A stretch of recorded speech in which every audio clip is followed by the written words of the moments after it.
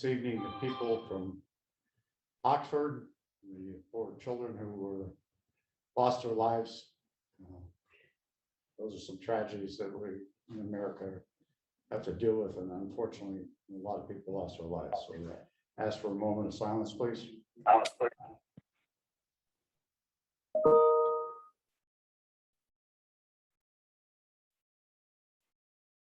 Thank you.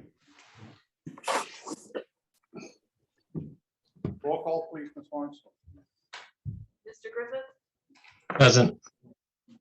Mr. Hawes, Here. Ms. Hauk, Here. Ms. McDermott, Here. Mr. Perry, Here. Ms. Radel, Here.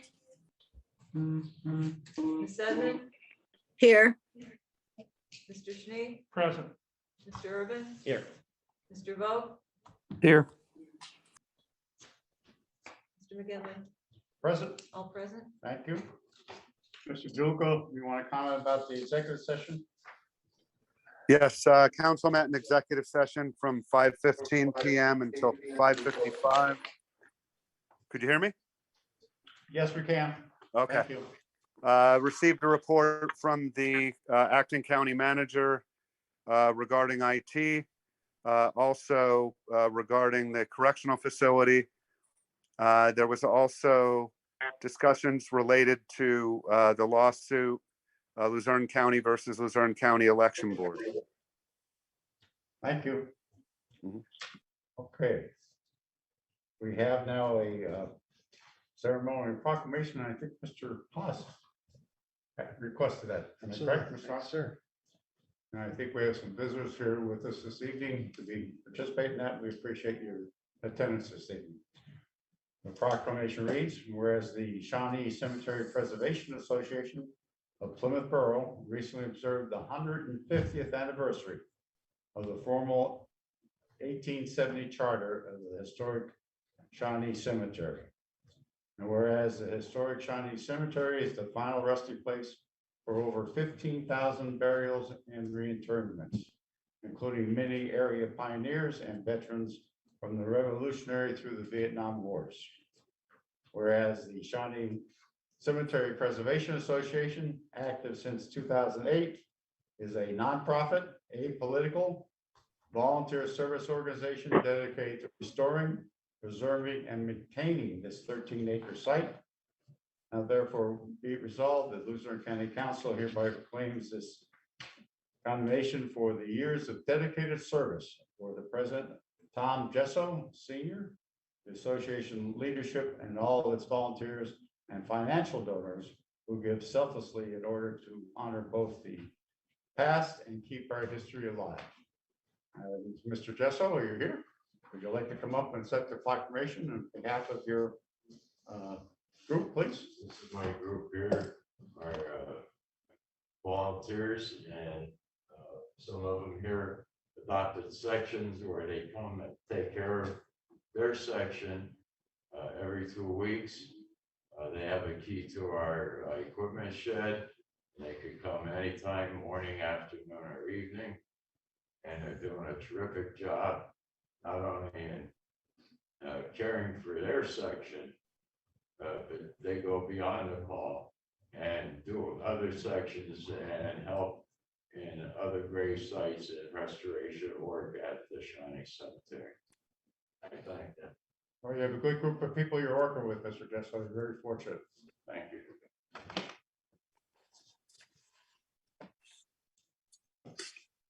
Congratulations.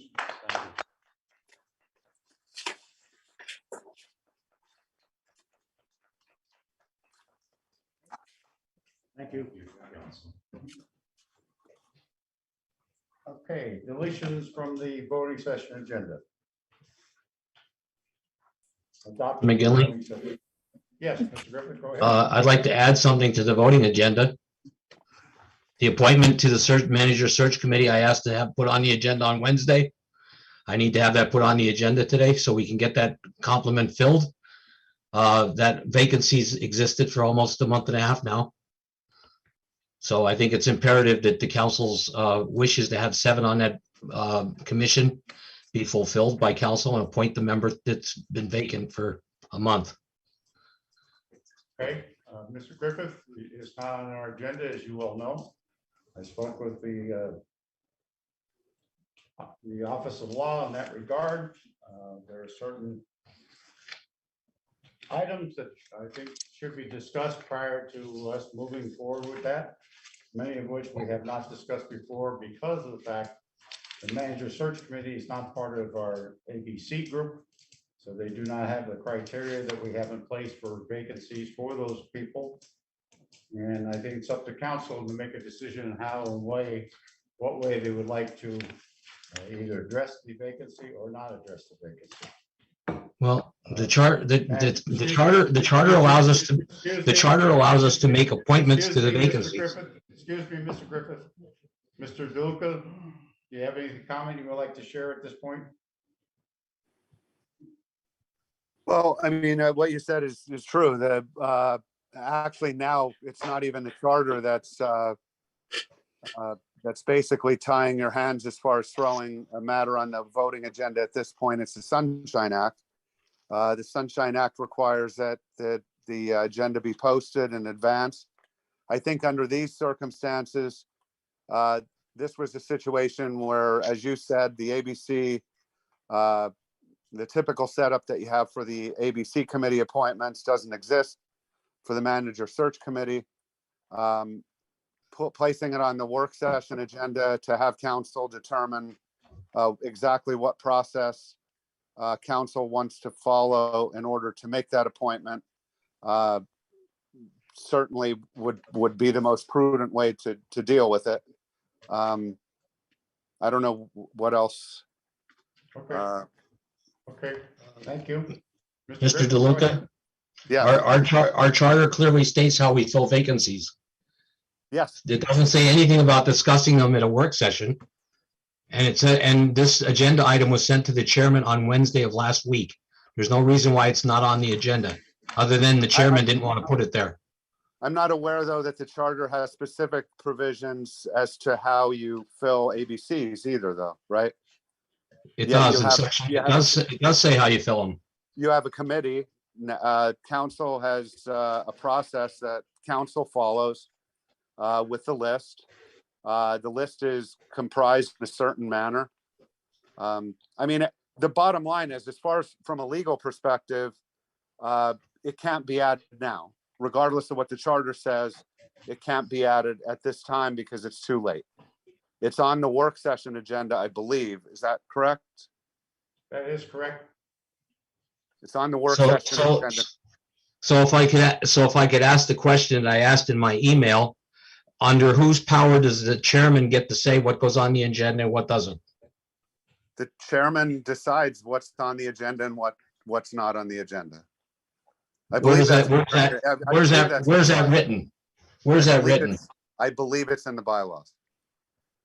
He says he sets the agenda, correct? Yeah. So if a member of council wants to put something on the agenda and the chairman says no, it never gets put on the agenda, no matter what it is, correct? Theoretically. Does that sound fair to one member of council to have 11 members of council being run by one person? Mr. Griffith, I didn't write your bylaws. Council majority at some point approved the bylaws. Council majority at any point could change the bylaws. Council majority elects the chairperson. This isn't some sort of rule that is not changeable. But our charter says we could bring an item to the agenda at any time, right? Sure, unless it's a violation of the Sunshine Act, which in this case, it would be a Sunshine Act violation. Right, but it says the council can bring an item to the agenda at any time. So where does the bylaws get a chance to overrule the charter? Council voted by majority to give the chairman the ability to set the agenda. Okay. All right. And you could change that. I mean, you could change that in Yeah. a number of ways. You could change your chairperson, you could change the bylaws. You could set rules for if a council member requests an item be placed on the agenda, and there's another person who supports it and it doesn't get added, you could come up with rules for that, but you don't Sure. have rules right now for it. And under these circumstances, it seems to me to be the practice and the best practice to have matters appear on a work session before they appear on a voting session. The whole purpose behind the work session is to have discussions about what the process will be and whether or not there's any questions. And so everyone's on the same page by the time it gets to the voting session. Voting sessions are supposed to be, very swift, because by that time, everything's supposed to have been discussed and worked out. And Mr. McGinley as chairperson, or whoever sits in that chair, doesn't have the ability to poll council members outside of a public meeting to find out what process they would like to engage in order to replace that position. This actually seemed like the only way really to get it to the point where you could get it and have it discussed and then go forward however council wants to go forward. And I understand, but that wasn't done in the past on any other appointments to any other board, authority, or commission, just this one. So that's why I'm concerned about why this one was put on a work session agenda to be discussed and not voted on. Usually we declare a vacancy, and at the next meeting or the subsequent meetings thereafter, we vote on the replacement. It's never put on a work session agenda. But You have I appreciate your opinion, and I'll just let it at that. But that's my concern, is that we're purposely not putting this on the voting session. And that, I believe that the distinction is that in those cases, you have a list that you pull from, right? The ABC committee list. And that's. Well, we have one for this too. You have a list that council has determined that those will be the members that are Yes. selected from to replace. Yes, we do. I wasn't aware. No. No. We don't have a list. What happened to the applicants that applied for it that we didn't pick? They did. Because there was like 12 people that applied for the position. Well, Mr. Griffith, how do we even know if they're still interested in it? They're on the list. They're on the ABC list. But that was several months ago. They're not, no, that wasn't an ABC. It's not an list. That was ABC. just- Yeah, that was just for the manager search committee. That was not ABC. It's totally separate from the ABC. Right, but there were other people that applied for the position. They did, but we don't even know if they're still interested. I think we'd have. to- Well, we don't know if any of the other people are interested either on the ABCs. We don't check with them That's why first we before need we to discuss do this. that. That's why we need. to Whatever. discuss this. Okay. All right. I understand. Motion to adopt the agenda, please. Present. Mr. Sneed, do we have a second? Second. Point of order, Mr. Chair? Yes. Mr. Griffith, did he withdraw his amendment to the budget, to the You agenda? can't put it on because it would violate the sunshine law, Mr. Haas. So he just withdrew. Okay. Yeah. All right, thank you. Okay. Mr. Sneed made the motion, Mr. Durham made the second. All in favor indicate by saying aye. Aye. Aye. Aye. Any in opposition? No, Mr. Griffith? Any abstentions? Motion carries. Now we're now open for public comment on voting session agenda items.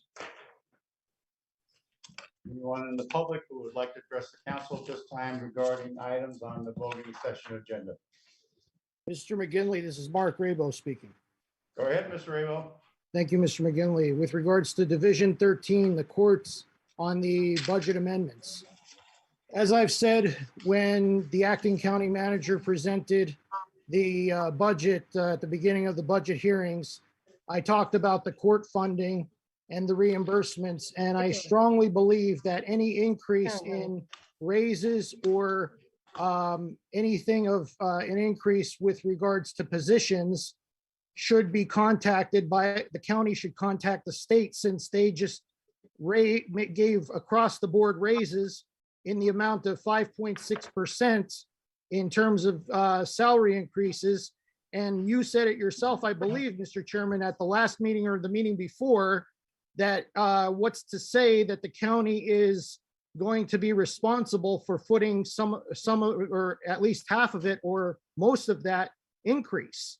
So I would suggest to the acting county manager and the budget and finance division head to contact our state delegation to see if the county is going to be footing the lion's share of those increases for the courts, for the judicial staff, because I don't believe that the counties are legally obligated to fund those positions because of the 3 state Supreme Court decisions, 1987, 1996, and 2012 respectively, that says that the state is responsible for funding the positions of the court, of the judiciary, not the county. There's no such thing as a lower court and an upper court.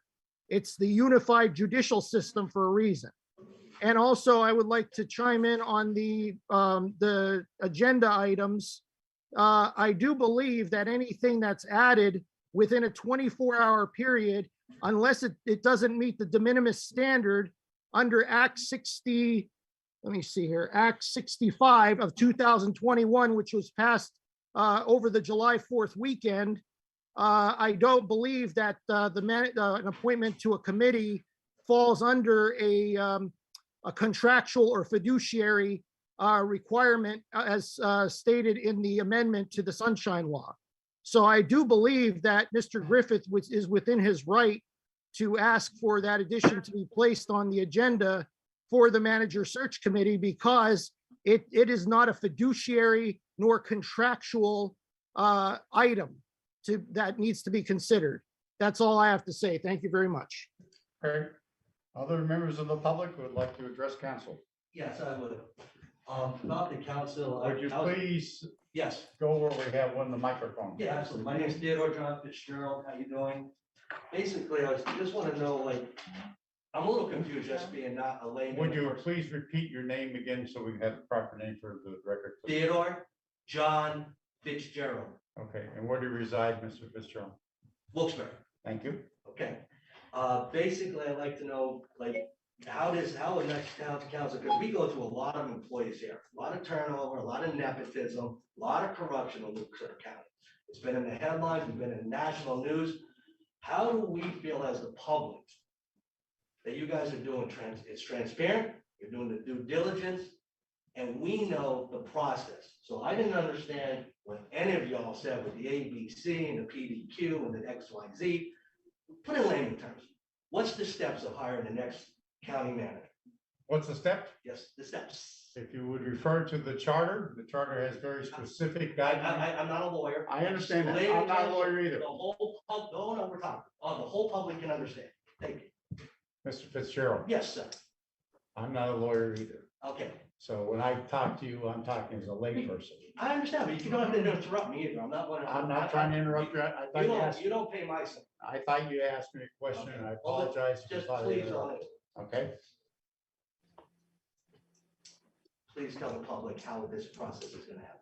okay, that's what I thought you asked for. Yes, sir. If you would go and look at the charter, it's very specific as far as the guidelines that are provided in that charter. The main thing that the county council starts with is to select a manager search committee, which is required in the charter. The manager search committee then takes over the process of going through recruiting, advertising, soliciting, accepting applicants, going through background checks, etc. All the things that you would normally expect for someone in order to hire a high-level executive. Once they have gone through that process, they will come back to county council and provide some names of candidates with information. That's their recommendation. May I interrupt? Sure. Okay, it seems like that process has already started, because supposedly we did have applicants and we did solicit. Being a business owner myself, you know, you go to LinkedIn, you can go to a lot of different places to get. Since there has been applicants, other than, you know, having anybody apply, yes, sir. Excuse me. Yeah. It's now in the hands of the manager's search committee. Council does not participate in that part of the manager hiring process. Who's part of the manager search committee, the names? Mr. Hackett is the chair of that committee. And Mr. Hackett works in what division? No, this is all citizens volunteers. These are citizen volunteers. Yeah, they're not members of county employee staff. And then they give you guys prospective possibilities, or do they select the one person? No, they give us recommendations. And then And that's, normally the recommendations usually are 3, but it could be, depending on what kind of applicants they get, could be varied from that. and that's what the meaning is, that you're saying that you guys should discuss, like Leanne McDermott said. No. discuss.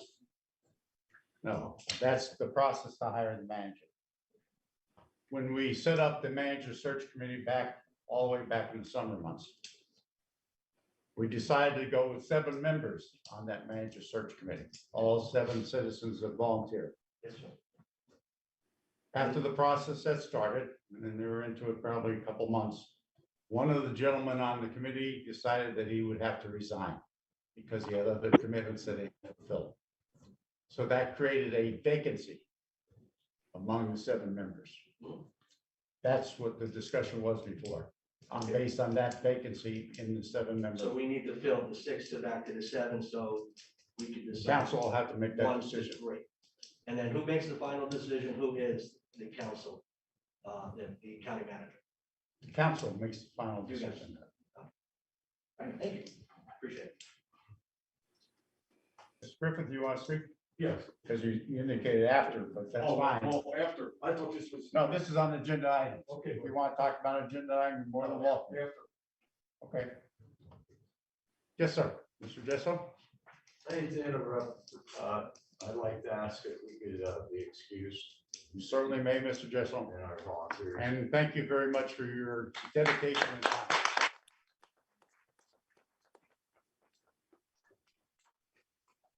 Thank you, ladies and gentlemen, for participating, coming out to station.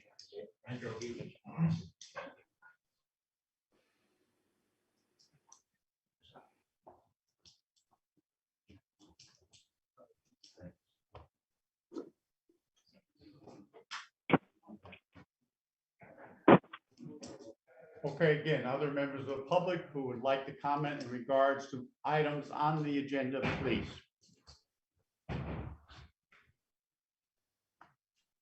Okay, seeing none, then we'll move to the next item. We have the minutes from the November 23rd meeting. We have a motion to approve the minutes.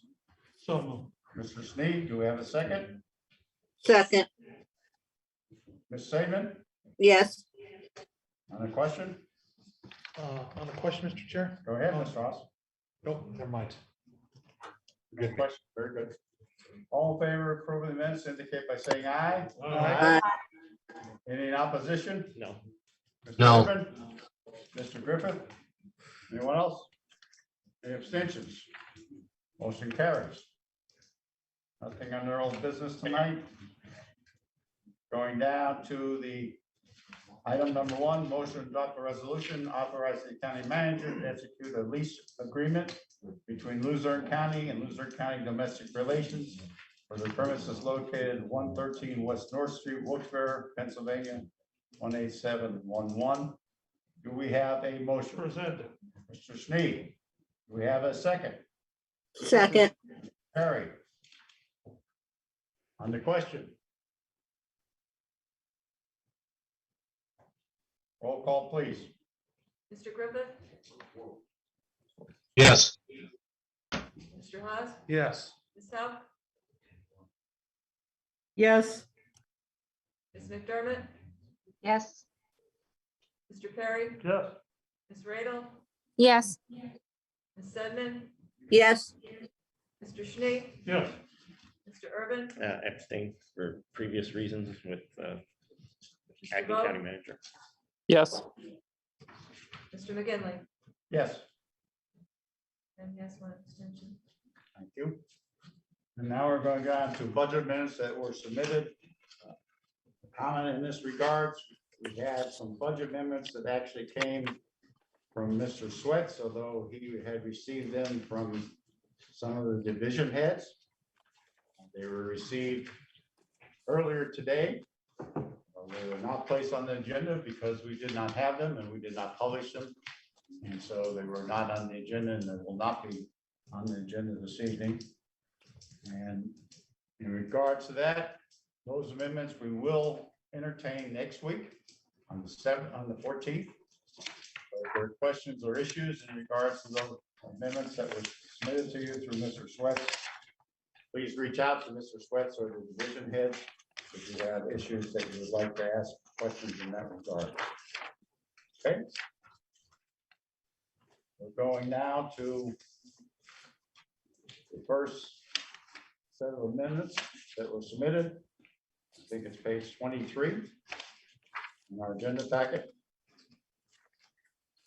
The revenue budget change. Division 30 administrative licensing. Expense reimbursement. Revised budget is $10,000. This is a 3-year comparison supports increase. Mr. Griffith, did you submit this? Yes. You want to speak to that? Did we go over these all last week? We went over all this stuff last week. Well, so the ones that we went over last week, we did not include this evening. No, we went over licensing. We went over the county manager, the courts. The courts we did not do because Mr. Hindermarsh was not here. Yeah, Mr. Highmarsh is with us today. Yep, and he did submit his explanation, and I have no problem removing those. Email with things for you. Mhm. Okay, you want to go to the courts? Actually, on that issue, Mr. Chair, before we go ahead, Go ahead. we did speak about the county manager, but remember, we decided that we would wait until the discussion we're gonna have regarding the maximum salary. So Walter, I think you can still discuss that if you'd like. Yes. About your management salary, because we did decide to postpone that until tonight.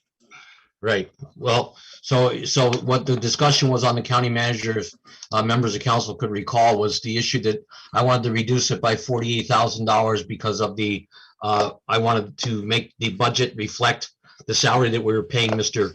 Pedri when he resigned.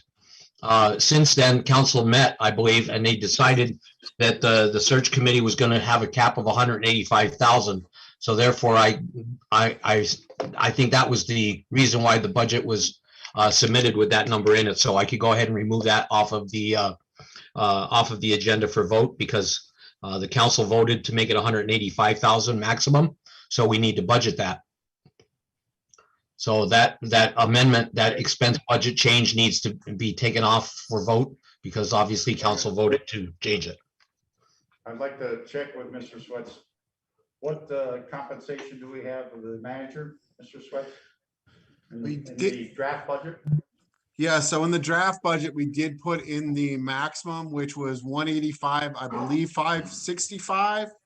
As everyone has mentioned, there is the 5.6%. Everyone knows that the charter is based on the DA salary, so that can increase by the 5.6%. But as I said at the last meeting, I don't think anyone sees us having a manager on January 3rd. The intent was to budget the max at the time the books are presented, put together in October before council's review, and any additional funds would go to the reserve and the new council could do that. So yes, that position was budgeted at the max at the time was put together. Okay, Mr. Griffith, does that change your thinking? Yes, and so therefore I could go ahead and take Division 10, general government, take the county manager one off of that for consideration by council, because the budget does reflect what council's wishes are regarding the 185,000 maximum that the search committee is going to work with. Okay. It's removed then. Now, if we can go down to the courts, we're going to take the courts out for the very first one for 4184. Based on Mr. Hindmarsh's explanation, I certainly understand the reason why the $10,000 cut would be a problem for the courts. So we could take that amendment from 550.33 off of the agenda, and we can take the probation. Go ahead, Mr. McGee. I'm sorry. Whoops, go ahead. And then we could jump down to 4237 probation, and based on Mr. Hindmarsh's explanation of that reduction of $50,000, we can also take that off the agenda as well, because I certainly understand what he's saying, that reduction would be detrimental to the probation services department. So we could take that off the agenda. Under domestic relations, under 4187, The reduction I propose is something council can vote on. Mr. Hindmarsh said that there was not going to be a problem with the $7,000 reduction, in that he thinks that the courts can work within that $20,000 range. So we can have council vote on that if they wish. Okay, so you're gonna make that motion? Yes, sir. I will make the motion to reduce 4187 domestic relations, line item 550.34 from 27,000 to 20,000. Second. Mr. Urban seconds that. On the question, anyone? Roll call, please. Mr. Haas, Yes. Ms. Howe, yes, Ms. McDermott, Yes.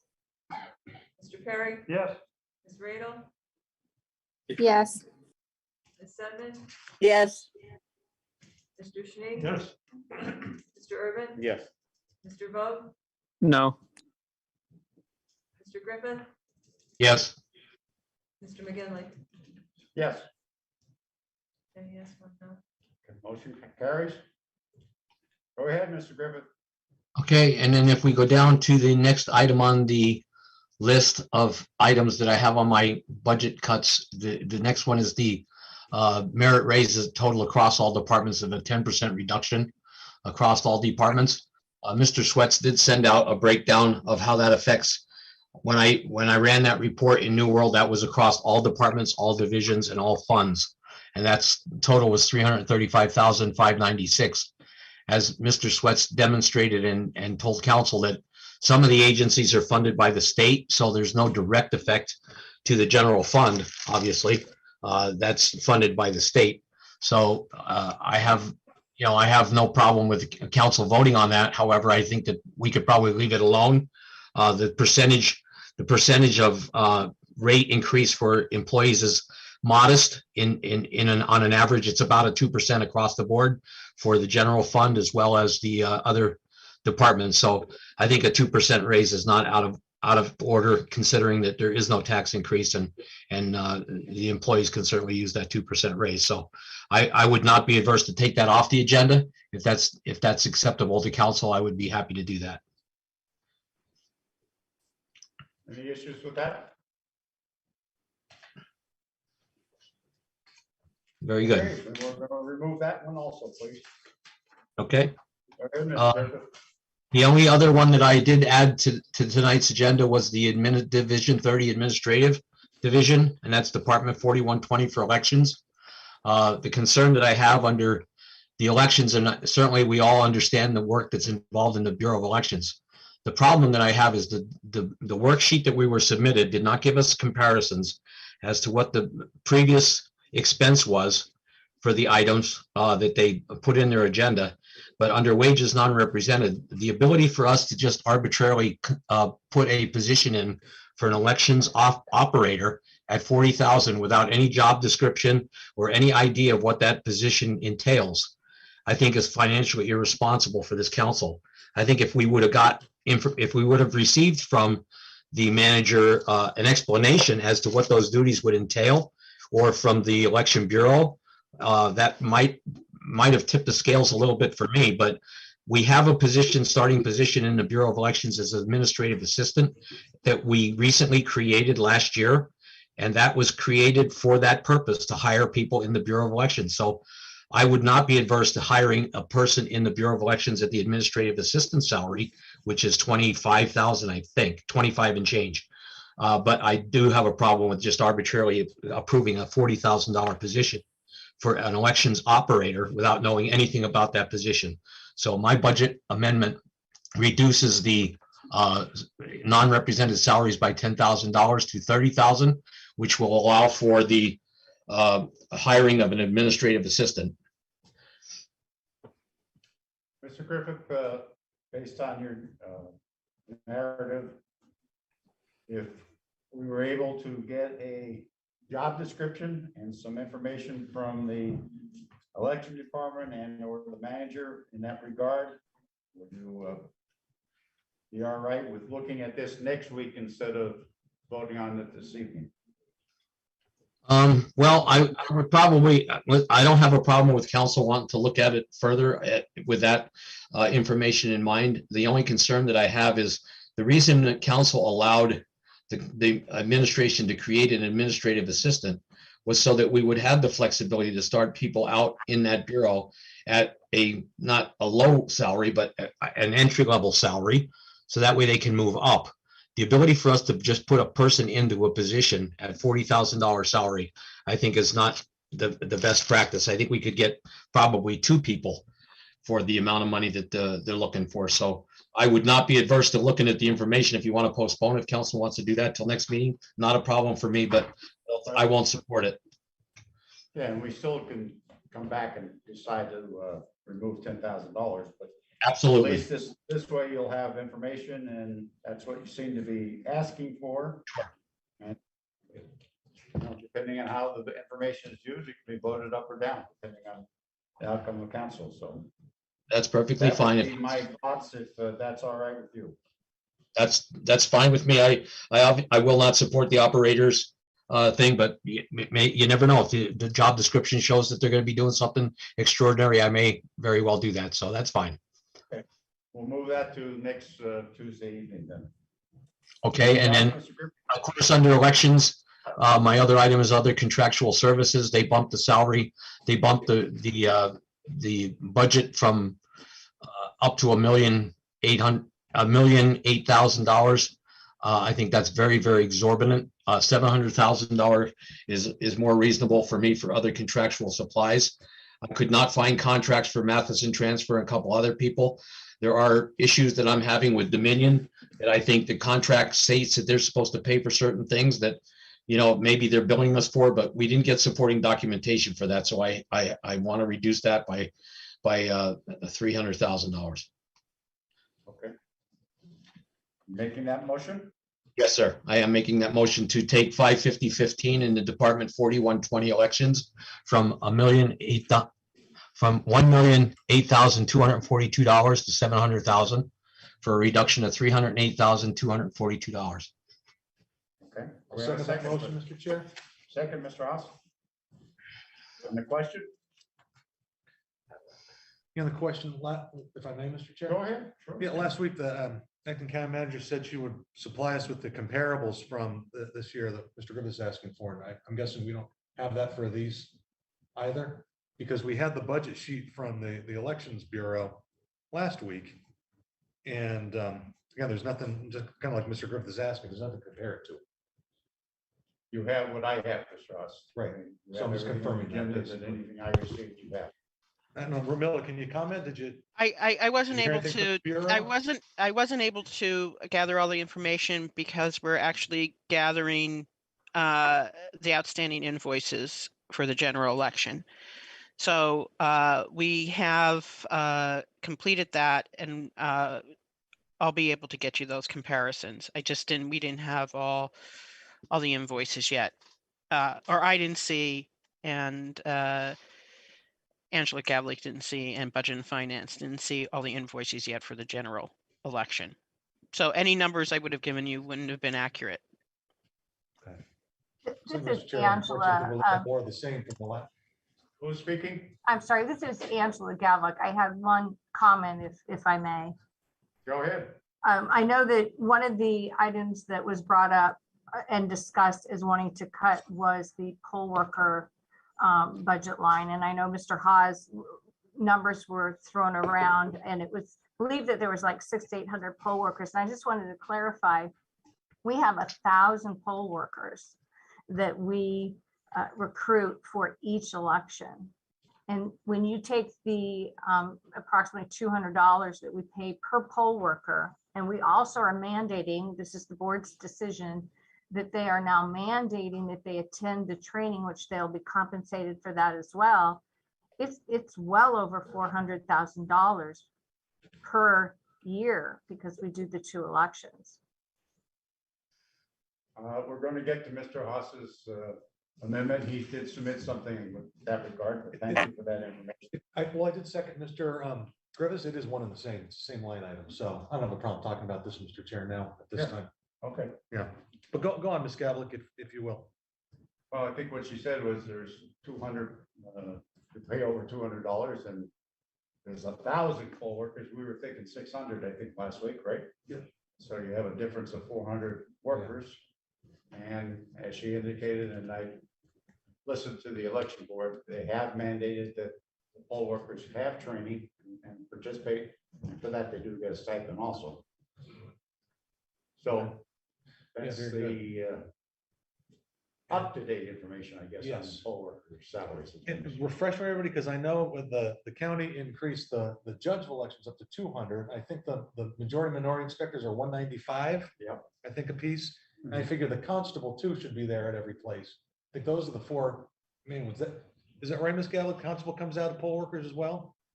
I would have to look, Mr. Haas, I don't know with certainty. Because I'm I guessing believe that it too. but does. I don't know what the rate of the constable is these days. I think it used to be like 100, 125, but I don't know, Mr. Chair, if we could find that as well. And, no, I really appreciate that. And that's why I put an estimate there. However, when we had the elections inquiry committee last year at this time going forward, I looked through all the affidavits for the pay poll workers. That was a big issue. And most of them were not complete boards. So we did have more than a few that had like 3, maybe 4 workers at best. So I know we're looking at this and we never get full compliments. But again, I don't know if we have that data as well. How many people really showed up to do the job? I think that's very important too, because we're estimating how much we're going to need. But at the same time, when the rubber meets the road, we know we've got a critical problem here that we can't find people to work on election day. So it's just like the county manager's salary. We're not going to have a permanent manager here at least till February, probably later than that. So I think we can appropriately budget that we're not going to need that full salary for at least that 1/12 of the year, at least for that month. I think the same applies here to the poll workers because we just have empty complements. So I don't know if I would like to just get a true number of exactly what that figure is. That shouldn't be too hard to nail down. No, we And can I get don't you, know if ability to supply that. we can get you the number of poll workers. And we can get you that number. And I believe we have 2 outstanding invoices that we have to process for this year, and then we can give you some comparables. I wouldn't have been giving you an accurate number, but you will get that. No, I understand, but that's absolutely fine. Because I'm still looking at the budget. I'm in our budget binder here, and we're looking at that line item 550.15 other contractual. So in 2021, I see there that the poll worker salary for 455. Well, that's all lumped together. But why the giant increase? I mean, it went up over 100%, $545,000 just in 1 year. And everything that was listed in the budget sheet last week, I just can't imagine all those are just new costs. They just like kind of materialized. Did we take those out of another line item and throw them into this one? Because No, I'm coming through the budget, I don't see that. I just don't see it there. Right. I think it's a constellation of issues. One, the book was given to council before the general election, and some of the previous election years were paid through grants and CARES funding. So we can break that reflected as an expense, though. I'm sorry, Miller. We can break that. Show an expense, though. We can break that down. It should be expense there still, but I don't see that here. But I'm sorry to interrupt you, but just to clarify there that we should still show that last year, and we don't see that in the last So year's budget. so there is the CARES and the DCED grants, and we have the CARES funding, and I believe we did purchase some machines. So we will get that breakdown for you. You absolutely, it's a very good question, and you absolutely should have that information. Other questions? Thank you. Mr. McGinley? On the- I think Mr. Urban's first and then you, Mr. Griffith. Okay. When I look at this line item, I think maybe we should, in the future, I'd like to see it actually separated out, because you have vendors that are contractual vendors that we actually have, and then the poll workers are non-contractual individuals. They're elected. I mean, most of the time they're elected officials. So I would say, why not put it in as elected officials under the elections department, elected or appointed, so that would be a separate number than who we actually go out and contract with. Obviously, like if you do the math, I could see a big jump from 2018 to 2019 and 2020 since the salaries did go up, or um, the rate went up for the daily rate for the poll worker. So that would be almost 100%, because I think what it was about $125 or 120 back in the day to 195 to 200. So I think it might even be a little bit lower. or lower than What I that, think it was. 105, 110, something around there. Yeah. So you're looking at almost 100% increase year over year for the last couple of years. But I think, we should take that number and just move it out, break it down into two separate line items. Because when I look at vendors, I mean, that they're totally separate than the elected officials and appointed officials that are working the polls. And I think, that could sort of justify some of those numbers. We can do that. We can make a separate line item for the poll workers. I think that would be better, and poll workers and constables, because, they do work that day too. And I think, all things elections should be all things under elections, and not mixed in any other county line items. Because legally, I mean, the Board of Elections has the right to come to county council with the budget. And honestly, I'd like to see them come in front of us and present in front of us in the future. And not have the administration take that task. They could submit it to you, and you could set, or whoever the county manager is in the future, and the county manager can submit a comprehensive budget back to council. But I think the Board of Elections is abdicating their responsibility by not producing a budget that's realistic. And that might be where the executive branch and the Board of Elections and Registration need to partner up. And get those realistic numbers to county council, because it's dropped in our lap, and then we're asking those questions. And we're asking pointed questions that you guys already should have the answers for. It shouldn't be that difficult. Mr. Griffith? Yes, the question that I have is on the line item. There's a transfer to individuals line item that is used for, I guess, that's people that work actually in the Bureau, because I see the names in New World that show that they're obviously employees or per diem people, or people that we hire in the Bureau. I think that line in the past used to be used for paying poll workers, but I'm not 100% certain on that one. But if you look at the line item that we're talking about in other contractual services, the year that we had the pandemic, the most we spent for the entire year was almost $670,000. We're looking for $1 million over in this particular year. Yet in 2021, we had plenty of money. We didn't do a budget amendment in 2021 for the other contractual services. So we had enough money at $455,000 to date. I mean, we're close. I mean, so far we spent $400,000, but to date we had $455,000 budgeted. We spent $400,000 as of when we ran this report, which was probably last month. But in any case, $1 million is an awful lot more money. I think that cut is significant. I think it's doable. It still gives the Bureau more than it gives you $700,000 to work with in other contractual services. And as everybody can remember, in August, when we hired election group, we were told we had the money in other contractual services to pay them. Now, I don't know what actually transpired as to why we ran over on other contractual services, what actually transpired that cost us more money there. But clearly we were under the impression that we had more than enough money in other contractual services. So I think that budget cut is not unreasonable. I think $700,000 is more than enough for the Bureau of Elections. We have 186 precincts at 5 workers per. That's 930 poll workers per 186 precincts. If we have a full complement, as Mr. Haas said, we don't usually have a full complement. So there's not 1,000 poll workers or more. There's only 930 if you have 186 precincts at 5 people per. That's a judge, a minority, majority, clerk, and a machine operator. That's 5. The only other one you would have to add would possibly be a constable. Even with that, you would have just 1,000 with the constable. So I think that budget cut is not unreasonable. I think it's doable. And clearly, if they run out of money, they can do a budget amendment. They took money from the Office of Law this time. They can take it from someplace else again, I guess. Actually, we didn't take money from the Office of Law, but I believe that the line item that you began your statement and that you were speaking to is for temp help and rovers. It wasn't for employees. If Mr. Swets is on the line. He can elaborate, but that's my understanding of that line item.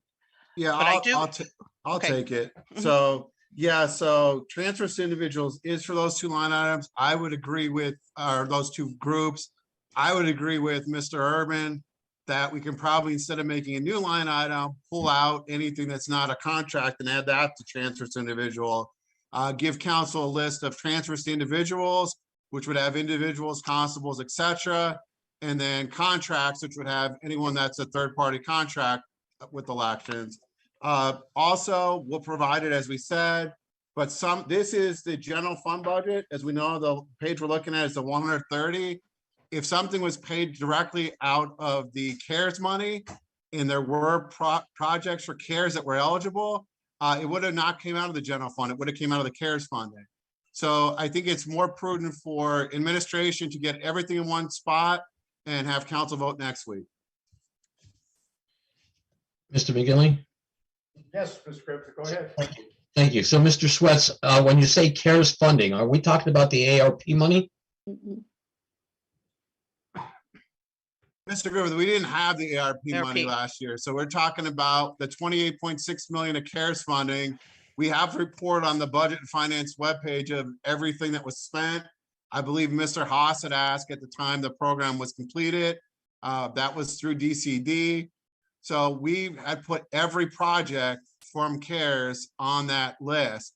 That was not Fund 100. I believe that was Fund 125. And when all that money was used up, Fund 125 was then changed from CARES funding to ARP funding. And until the last meeting with almost the 970,000 that council voted for LCTA and Hazleton Transit, there was nothing done for ARP funding. So it was separate funding. And there was also some grants. There was a DCD grant. There was a CTCL grant. I think it's easier if we get everything in one spot. And as Mr. Urban suggested, break out any individuals to transfers to individuals, give council 2 breakdowns, an Excel sheet for transfer to individuals and 1 for contractors. And I think you'll see that the total is much closer to $1 million. Right. So what is the COVID-19 fund? Is that CARES money? The COVID-19 fund was things that were going to be paid out of CARES money. And I put an email today that some of that may need to be moved out of there, that we're in the process of looking if things need to be moved to either other contraction or anywhere else in the elections department. They are election charges. We went through them and we obviously go through each month. We give council a report. Prior to the report, we go through and move things. I've said before that Mr. Lipton's report, which was pre-COVID, pre-CARES, asked for 5 people. You know, my team, myself and team members are on every meeting. So I would just say that we give the information, and if we have to get the information closer to the meeting, it's not by design. I'd love to get council things the next day, but sometimes we don't have the staff to get it until closer to the meeting. So I know this was your amendment and Mr. Haas had a similar amendment. As Ms. Croquemont said, we could have given you something, but it would have been incomplete. So it was the best of our thought that giving a complete number for next week would be more relevant. So when we look at item number 599.50, COVID-19 funding, and there's a 70,101 number in there under the amended budget, that was the money that council approved to transfer that money into that account from the CTCL, correct? Correct. I believe it was CTCL, but that definitely was a budget amendment. I'm pretty sure that was the remainder of the CTCL grant money that we got last year. We got 170-some thousand and we didn't use it all. Correct. Correct. So now when I go across and it says 2021 actual amount, it says we spent 184,593 out of that money. So could you please explain to me and members of council, at what point does accounts payable have the ability and the power to just pay a bill with $184,000 worth of bills with only $70,000 appropriated by council without coming to council and asking for an additional budget transfer? Could you explain that to me? Sure, I can. So I think the issue at the last meeting, and we were incorrect, and I sent an email to council, was, you know, if it came from another division, so if it came from any other division but admin services, we would need to come before council. If in this case, because elections is in admin services, Admin services as a division within the general fund has available funds. County administration can make a budget transfer, which goes to council and gets posted. Also, once, as you know, once a service is provided, we have to, and it meets either the contract or the payment authorization, we have to pay that vendor. If we pay somebody for a service, whether it's election equipment, IT, budget or audit support, and they provide the work, they absolutely expect to be paid, and they will be paid. In a perfect world, and we do our best to do this, we do the budget transfers before payments, but there's times where, in this case, elections, vendor was on site for 2 or 3 months, was owed the remaining balance. As you said before, with the time the vendor was contacted, we had money in that line and they needed to be paid. I would say at a minimum, without going through everything in this line, that $70,000 in that COVID line should be moved to other contractual services. And yes, it would be over budget. And if we can't pay for it from an existing grant, because there wasn't just CTCL, there was DCD grants, there was HAVA grants. If it's not allowable from an existing grant, administration would have to do a budget transfer. Again, I agree, it should have been done first, but there's times that's just not possible. And the budget transfer is done after the fact. Right. So when council went to CCAP meetings, Ms. Saidman, myself, and Mr. Harry Oz, when we went and we tried to get reimbursed, we were told by the Budget and Finance Office we could not be reimbursed until the transfer happened first. That's what we were told.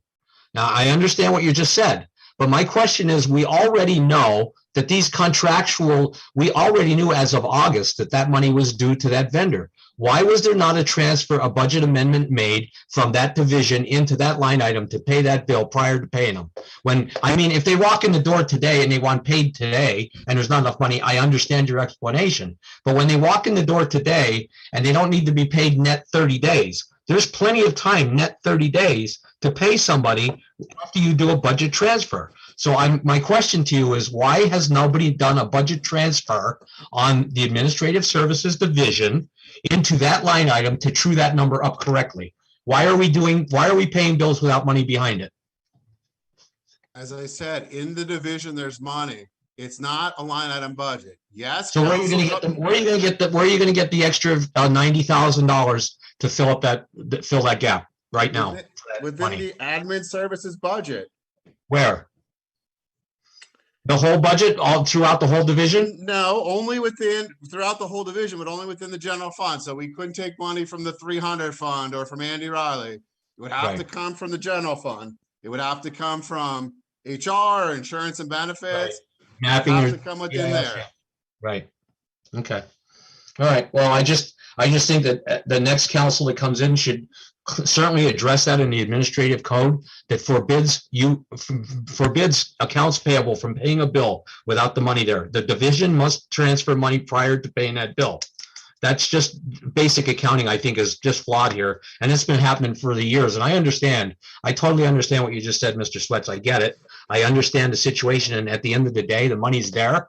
But from a budgeting perspective, where council has the ability to regulate the budget, it doesn't bode well for council to allocate $70,000 or no money and just arbitrarily hit a line item and say, well, someday we'll true it up before the end of the year. I just don't think that's fair to council, and I certainly don't think it's fair to the best practices for government accounting practices. I think the auditors probably would note that. I would hope. So, but that's my point. But again, Mr. McGinley, I'll just finish up. My other contractual services amendment, I think, is appropriate, and I would like council to vote on that. Okay, you made the motion, Mr. Haas made the second. Okay, so we have a motion to go from $1,008,242 down to an even number of $700,000, which is a differential of $308,242. I'd like to make a motion to postpone till next week. Mr. Snee makes a motion to postpone. So we get all the figures in place so we can make a decision. All right. Do we have a second from Mr. Snee? I'll second that. Mr. Perry will second that postponement. Can I speak to that question, Mr. Chair? Sure. Yeah, and I can understand that too, because I think we could probably even cut more for this line item. And You know, it's just really upsetting to me is that 4 members of this council spent several weeks last year in that election inquiry committee, Mr. Urban, Ms. Saveman, and Chairman Houck of that position. And this should have all been taken care of last year. And Romilda, I feel bad for you because you have a lot of work to do this next week and some of the high levels of leadership. We all had issues with this. We asked the county management at that time and the high leadership, which was politicized, of course, to come up with what the job descriptions were, where the money went, how much was expended. All these things should be taken care of. This should be as easy as copying and pasting a spreadsheet and send it to council. Yet here we are again. We're going to have a monumental meeting next week. It's going to go till 12 o'clock probably or so, doing things that we could have done weeks ago. And again, it's not even your fault, Romilda or Brian, because you're trying to keep it together. I throw my hands up. What are we doing? We wasted a lot of time last year and had nothing from prior management. This is a disgrace. This is why people lose hope in the system. I applaud anybody who's trying to make our elections better, but this comes across as being a really sick joke.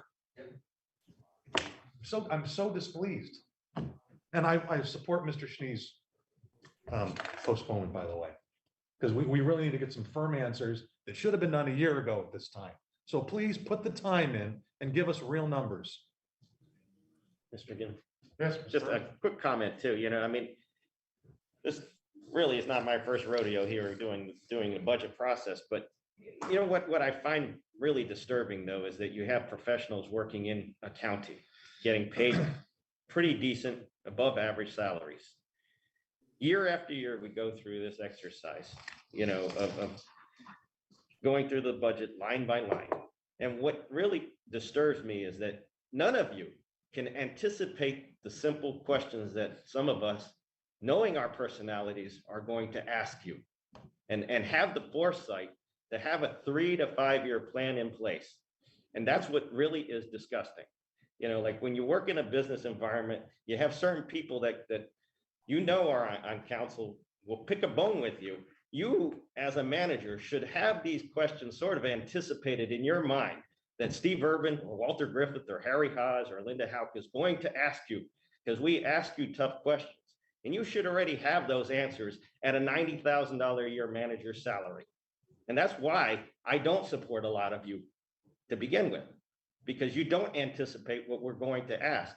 And you would expect us to ask these questions from one professional to another. We all come from different backgrounds. Some of us never worked a day in our life in government besides serving as an elected official.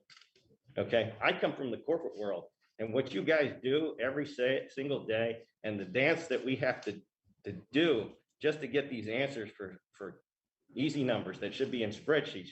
You want a financial system? We gave it to you years ago. We spent millions on a financial system that's pretty useless if you can't produce the numbers. I mean, the people, the taxpayers expect you to give us clear, concise answers in spreadsheets all the time. And I mean, and you should be able to just push the buttons. You know, we learn that you don't properly plan over and over and over again. And some of you don't deserve the positions that you're in. And I'm speaking on behalf of taxpayers that have to watch this and see this and go through the torture week after week or bi-weekly at this council. You know, it's a damn shame that we have to go through this all the time. And you have no, like I said, anticipation in your mind that I'm going to ask you a tough question. Mr. Haas is going to ask you a tough question. Walter's going to ask you a tough question. And, you know, I can't wait till Mr. Griffith is in as county controller, because he will expose these numbers. Okay. That much I do understand about him, knowing him for over 20 years. And you guys are going to have a lesson in accounting practices and standard accounting practices come January. Thank you. We have a motion to postpone by Mr. Sneeze, second by Mr. Perry. We loaded up, we postpone this till next week and request the information. And then we'll deal with it next week, because that's our last meeting, and it's the day before the budget is due to be passed according to the charter. So, roll call, please. Ms. Houck, Yes. Ms. McDermott, Yes. Mr. Perry, Yes. Ms. Radel, Yes. Ms. Seven,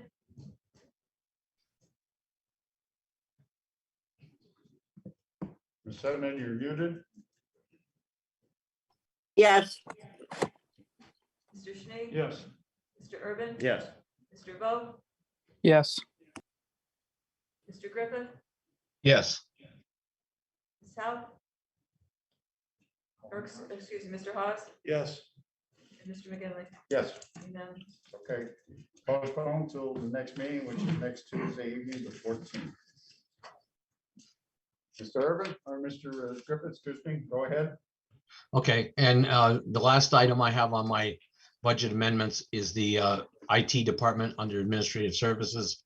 I'm proposing that we reduce the wages non-represented from 614,277 to 522,277. And that's a reduction to take out those 3 additional employees. We did provide, I'm sorry, it allows for 1 additional employee. We did allow for 1 additional employee last year. If council remembers, we increased the salaries $60,000 last year to afford the IT department an additional employee because the sky was falling and we had all kinds of issues and we couldn't get the work done. And we heard the same story that we heard again this year from the IT director. I think this is a management problem in IT. I don't think it's an employee problem. I think the fact of the matter is we aren't delegating our resources to the best of our ability. And apparently we appropriated 60,000 and we didn't get the benefit from that from last year because the position is now vacant. So I'm proposing that we reduce that to and put $92,000 into the reserve. The other item is 55015 other contractual services. I don't believe that we have correct contracting being done there. I don't see a lot of bidding going on over in IT department. And so therefore I want to reduce that number by $89,600. And the last item is repairs, maintenance and miscellaneous. 171,500 is his budgeted amount. And I want to reduce it to 150,000 which is a $21,000 decrease, 21,500. So I just don't think that those numbers reflect his needs. I think they reflect his wishes. And unfortunately, that's what we ended up getting last year. And it proved that we gave him the benefit of the doubt and it didn't benefit the taxpayer. So I'm asking for those reductions. Mr. Chair, I'd like to second Mr. Griffith's first line item amendment, if I Yeah, we're could. going to do them one at a time. Take it separately. Three Yeah. different, So I'll second that one if I may. Yeah, certainly. So we have a second by Mr. Haas. Essentially, what Mr. Griffith has proposed, if I understood his narrative correctly, is to remove the 3 positions that were included in the draft budget. That the IT director had asked for 7, but 3 were included. So that, I believe Mr. Griffith, that $92,000 would represent the compensation for those 3, as you indicated. Anyone else? On the On the question? On the Yes, question, go ahead. it's Linda. I'm not going to support this because I think the IT department has been understaffed. And I do think that it needs a firm hand and that there may need to be some organization and assignments that are made maybe differently in that department. But, you know, going back 10 years when there was only 1 person in IT, when we came in to home rule. I mean, we've added a couple positions, but given the magnitude of this county and the operations and everything that needs to be done here, I think that they are understaffed. So I will not support this. Okay. Mr. Anyone Chair- else? Mr. Chair, Mr. Perry? I agree with Linda. Going forward, we're going to have a new IT director. I just don't want to tie his hands in such a critical position that IT is in our government. So I'm not going to support that. Mr. McGinn. Well, anyone else? Sir? I just want to say regarding this, I mean, quite honestly, the org chart needs to be looked at in a concise manner. You might not have the right mix of people that are running the IT department. I think, you know, based on the charter and the needs of this county, I think all the technical jobs of IT, whether it's across the judicial system or over in human services. I think they all need to be consolidated under one umbrella. I mean, you basically have one network in this county. It's Luzerne County's network. Whether it's judiciary, MHDS, human services, the DA, it doesn't matter. You have the same network connections coming in from the outside, the same lines that are coming into the building. How you parse it out internally in your world is different. But, as one IT individual, there's nothing that would prevent me from supporting somebody in the DA's office with their computer because Windows doesn't change. There would be nothing that would prevent me from going over to human services and supporting a Windows 10 machine or a Windows 11 machine over there. The application set that people use may differ based on job title. The equipment really doesn't change. I mean, nobody knows in this county how many assets have gone out the door. Nobody knows how many assets you really have. I mean, I think you're going to have to do a whole top to bottom approach and do a whole internal audit on the IT department and the dysfunction and disarray that you guys are in right now. I would be a proponent in the future to make sure that there might be a deputy director. One person cannot play God with the administrator passwords of critical systems. But I would also like to see how many third-party applications are we really using versus in-house, because there is a separation. If you can call somebody up like New World and change the admin password because it's a contractual product, who cares if the admin leaves? We can just change the admin password with a phone call. So there are different things that, like I said, I'd be glad to get involved in the near future. But at this point, I would prefer to take the money out, put it in reserve, and then come back and you come back to council and justify what your needs are in the near future. Okay. Mr. McGinley? Yes. It's Linda again. Unless somebody else would like to speak first, I would just like to comment. No one seems to have their hand up, so certainly you have the floor. That idea of centralizing IT was something that I pursued a couple of years ago, Steve, as well as pursuing the idea of centralizing the budget so that everyone who worked on fiscal matters worked out of the budget office. But I tried to do the same thing with IT, and there were all kinds of reasons why we apparently couldn't do that. My issue with not creating or not allocating money for 3 positions right now is that to mess with it in the next year messes with that position budget, and it makes for too much confusion, I think, for the council when you create positions mid-year and then try to fund them. There's a reason why that position budget is tied into the general budget.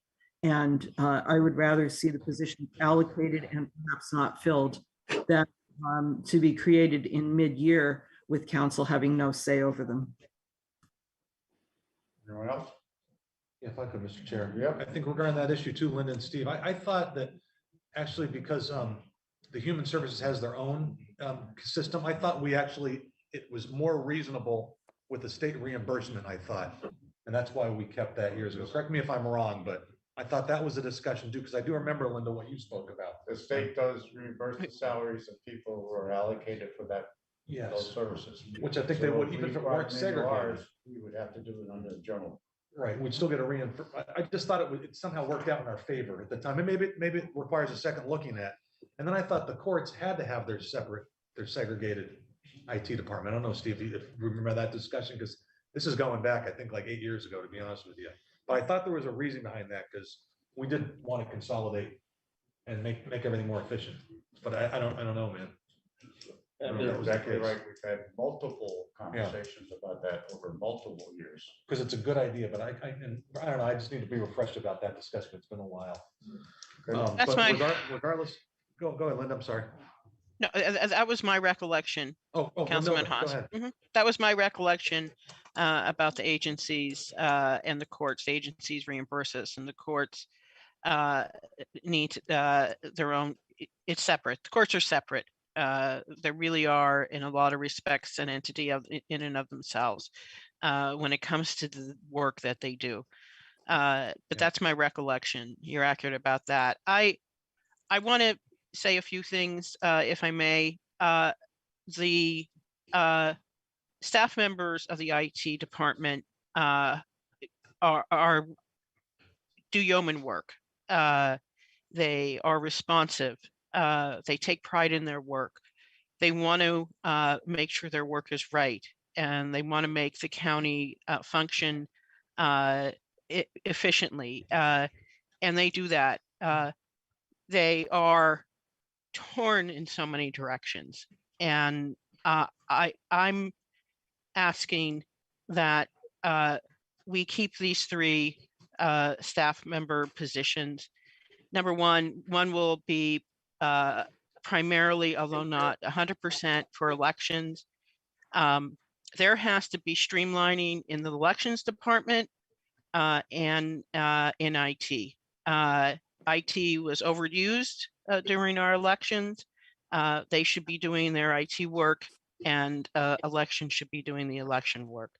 We need them definitely the night of elections and maybe another day or two, but we really have to streamline the processes over at the Election Bureau to reduce a lot of the pressures that are on IT.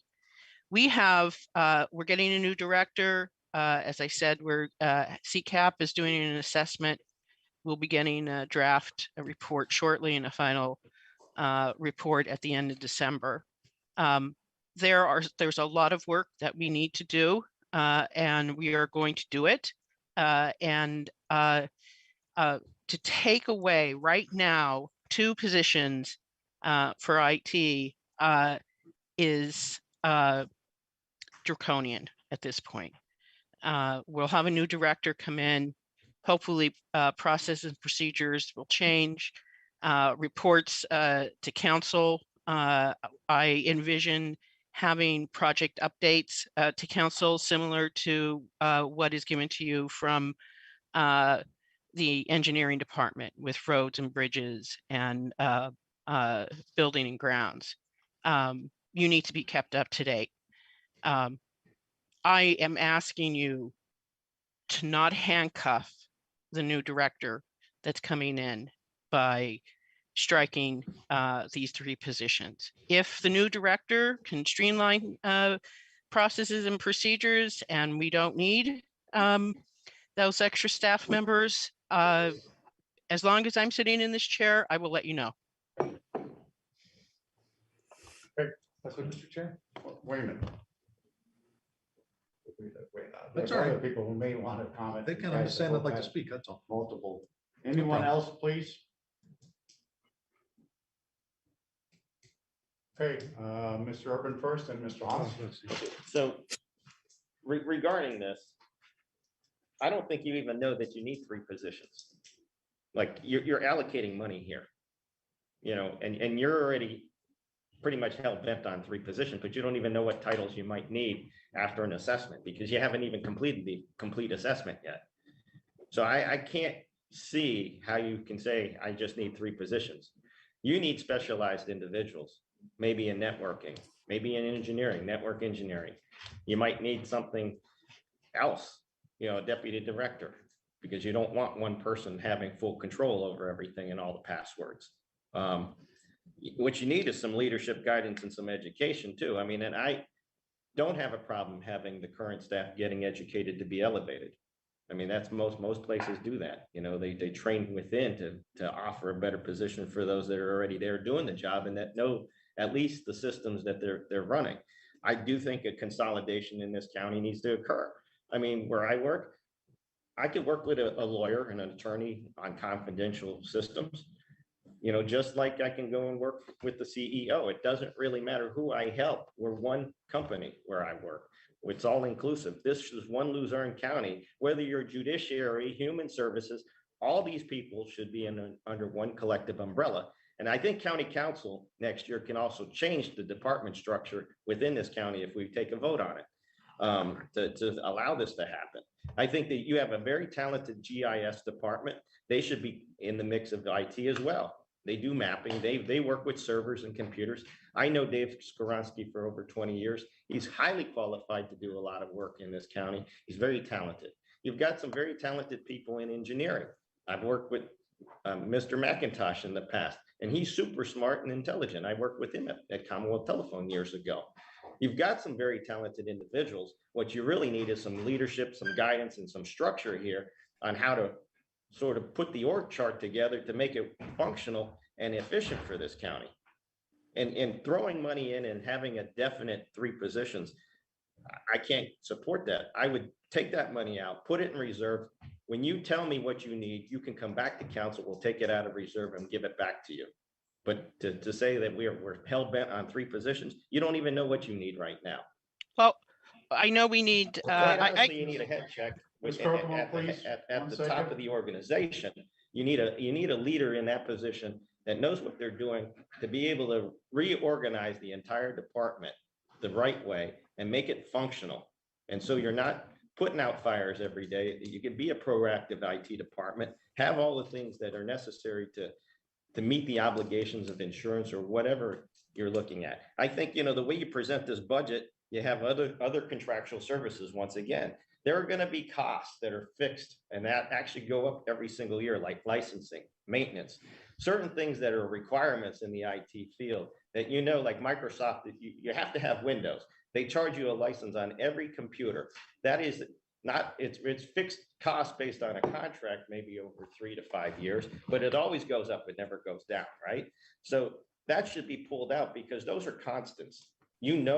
That you're going to have licensing as a product in this, in a budget. So that is a line item that should be separated out. Those things like that, maintenance, if you have certain systems, they go end of life, you might have a maintenance provider that provides end of life maintenance. You can buy parts, you can get parts anywhere. There are so many people out there that refurbish things, they take them. There are different ways to be creative is what I'm trying to tell you guys. Think outside the box. Don't limit yourself to 3 additional people. You don't know if you need 3 additional people. You've got 3 additional administrators at the bottom, but what about the people that are designing the network, people that are putting it together? You got telephony, printing, computing. There are a lot of different services that are just in IT. And I think just having 3 regular admins on the floor doing grunt work every single day is not beneficial to them. I think you need to provide them with some leadership. You need to provide them with guidance, give them the education, let them get elevated to be a director. I think you have, like I said, you've got some very talented people that I know personally, and elevate them, put them in a role. Great. Mr. Haas? I think Ms. Croker wanted to say something to that. Yeah, first. There's from, I'll defer to her first. okay, Well, from, wait a minute. No, Ms. Hartwell, I would like you to, so she can comment to everything at one time. But I have different. Please, I know you have All right, different, but she'll be able to comment on both at the same Sure. time. Please. Sure, no, I appreciate that. Yeah, I think I'm with Steve on this one. I mean, you look at this and I think we're all kind of in shock last meeting when Mr. Demara said we spend all this man hours in the elections office on election time, all those, what was the figure, like 200 hours or something like that? I most certainly didn't know about that. And that would have been another wonderful answer to get last year during the election inquiry. And we never got stuff like that. We didn't get what people were doing. We didn't get descriptions. We got none of that. We just got, oh, we're busy with the mail-in ballots. That's about what we got. So now here we are with this. And I agree, this is a management issue. I don't think this handicaps anything. I think what perhaps needs to happen is maybe some job positions need to be reassigned. I think we've got plenty of money in this budget to do that. And I do remember what Ms. Houck said years ago when we had our one director, I can't remember the gentleman's name. It was great keeping everything together. I certainly don't want to go back to that either. But when I look at the position budget, we're looking for another network administrator, all right, to the tune of $50,000, which would be $63,800 with benefits. I think we can most definitely put that into the reserve. And then again, if need be, let management, the new manager comes in and maybe we need to reevaluate the system. I think the new council would certainly be willing to support the new IT endeavors. But to do so now, to just throw money at a problem that we don't quite know what the situation is, because we asked this a year ago and we didn't know then, we most certainly don't know now. I have a hard time taking this back to the taxpayers and saying, oh yeah, well, we're just going to throw this out there to give people some wiggle room when maybe there's no wiggle room needed. Maybe we just need to exercise some true leadership here and really rethink this whole department. And again, this is no reflection on the rank and file in the IT. I think they do a great job. It's a stressful job and it's a lot of work. I'm not saying that whatsoever. I'm saying at the high levels of management, we need to really take care of this. And I don't want to fund nonsense. I think people are just so tired of this. They're looking for results here. I totally support I'll support the 92,000 reduction. I think we don't have to go even that far, but I most certainly think we could go in that direction. Okay, Ms. Corporal?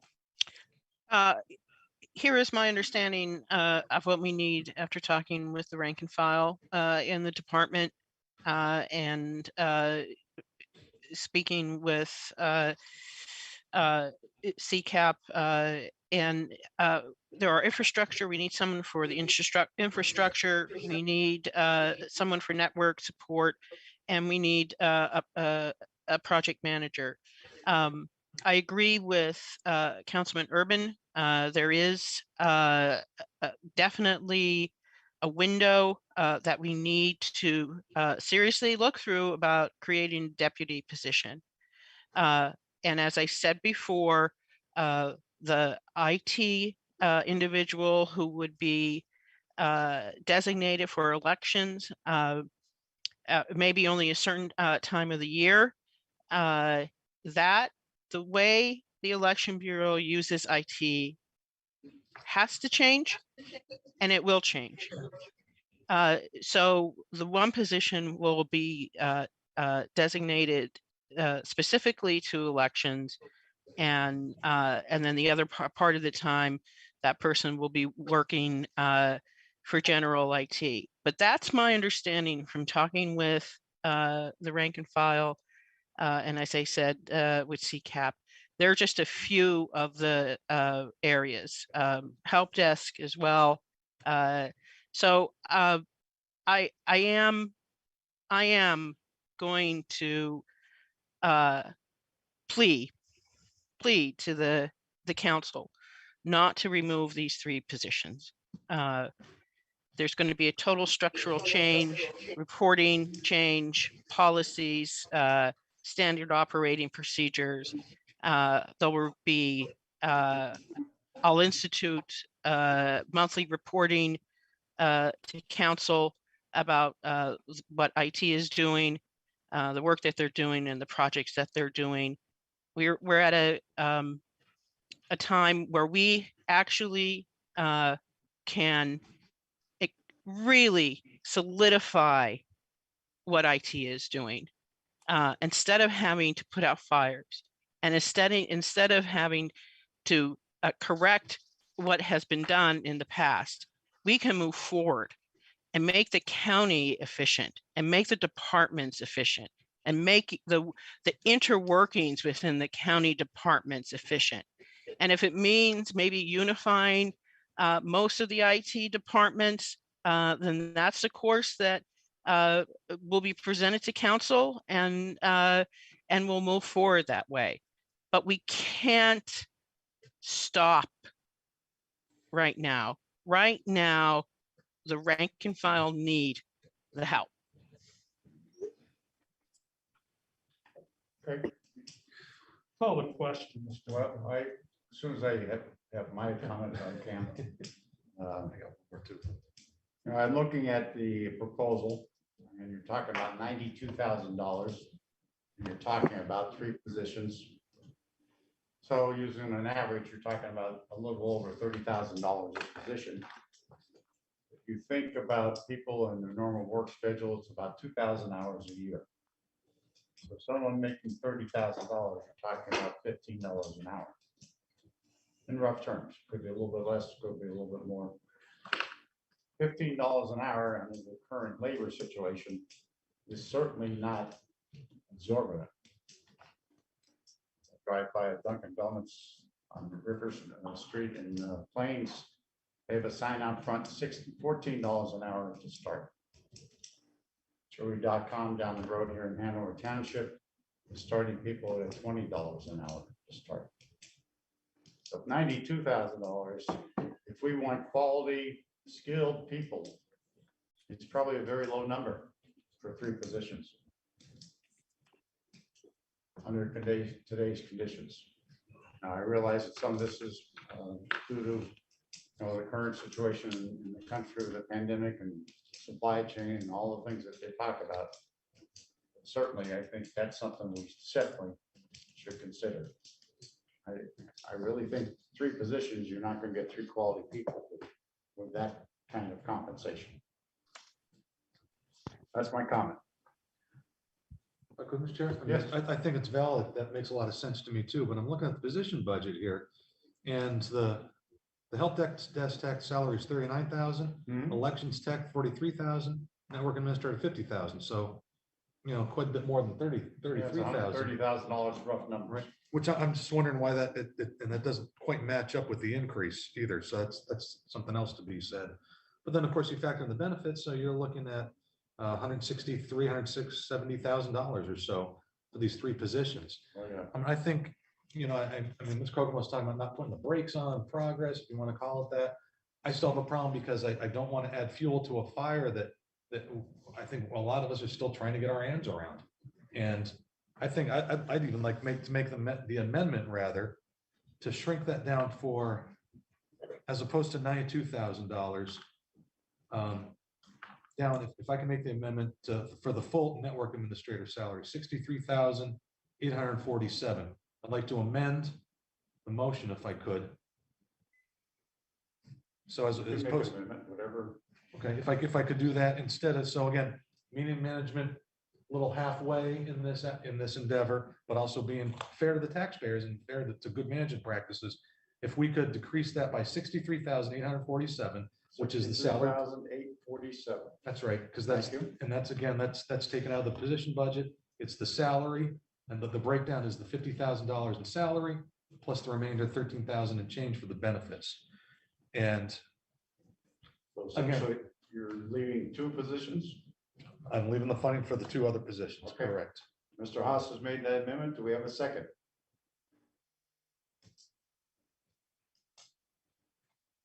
Very reasonable. I'll second that, Mr. McGinley. Mr. Griffith, is that Yes, your vote? yes, yes, it is. Thank you. So we have a second. We've had a lot of discussion, so. Well, the only thing, Mr. Chair, I want to add to this, if I may, too, the prior director, he used to run the entire website. We now contract that out, so there's a cost to that. The elections, we also put stuff online for a cost, so we contract that out. There's a lot of things that have been diffused that the IT department does not necessarily have its hands on again. So we got to compare apples to apples here. In the past, the IT had a lot more responsibilities in those areas. So that should have streamlined some savings and some efficiencies, but we haven't seen that. So Okay. again, it's totally reasonable to meet management halfway, and it's being fair to the taxpayers who demand, appropriate cost for the services. So we have an amendment to make the reduction $63,847. Correct? Mr. Haas, Mr. Griffith? Yes, If you vote yes, we remove $63,847 instead of $92,000. Roll call, please. Ms. McDermott, No. Mr. Perry, No. Ms. Radel, No. Ms. Sedman, No. Mr. Schnee, No.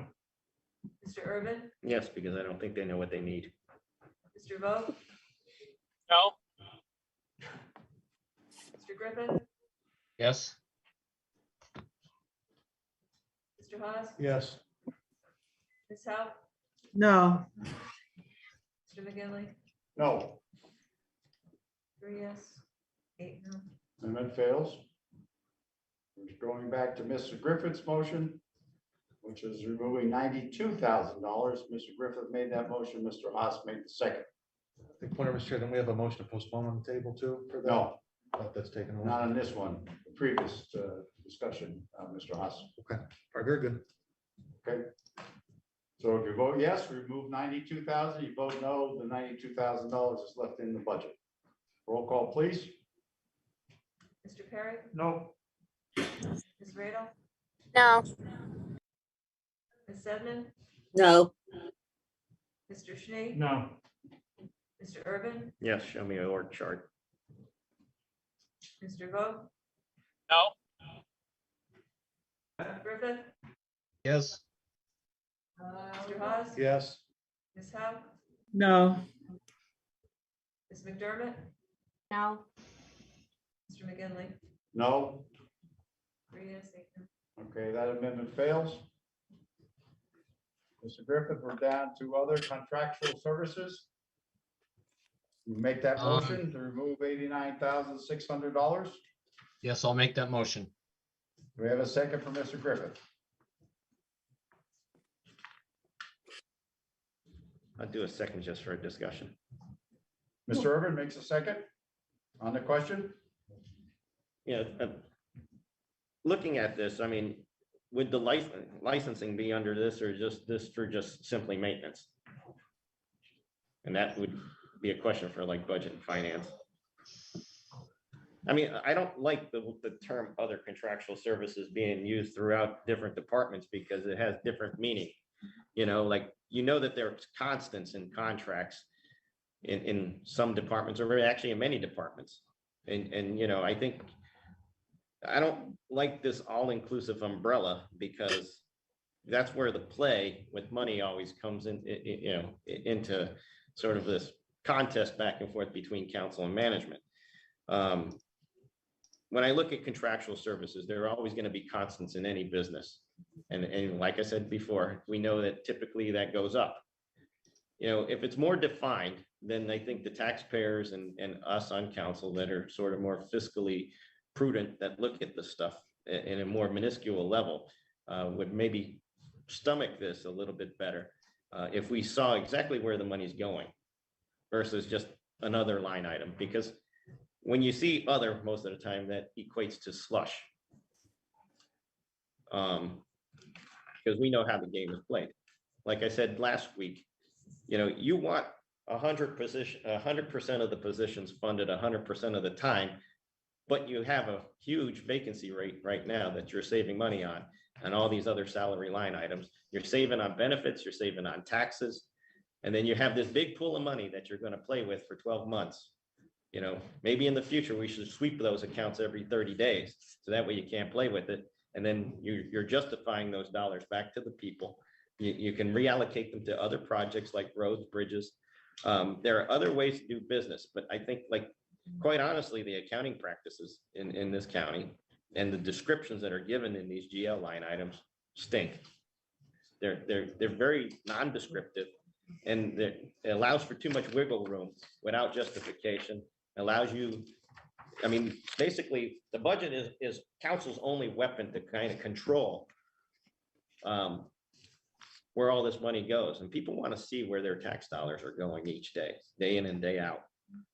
And quite honestly, where this contractual services, I want to know if this includes licensing or is licensing under a different line item.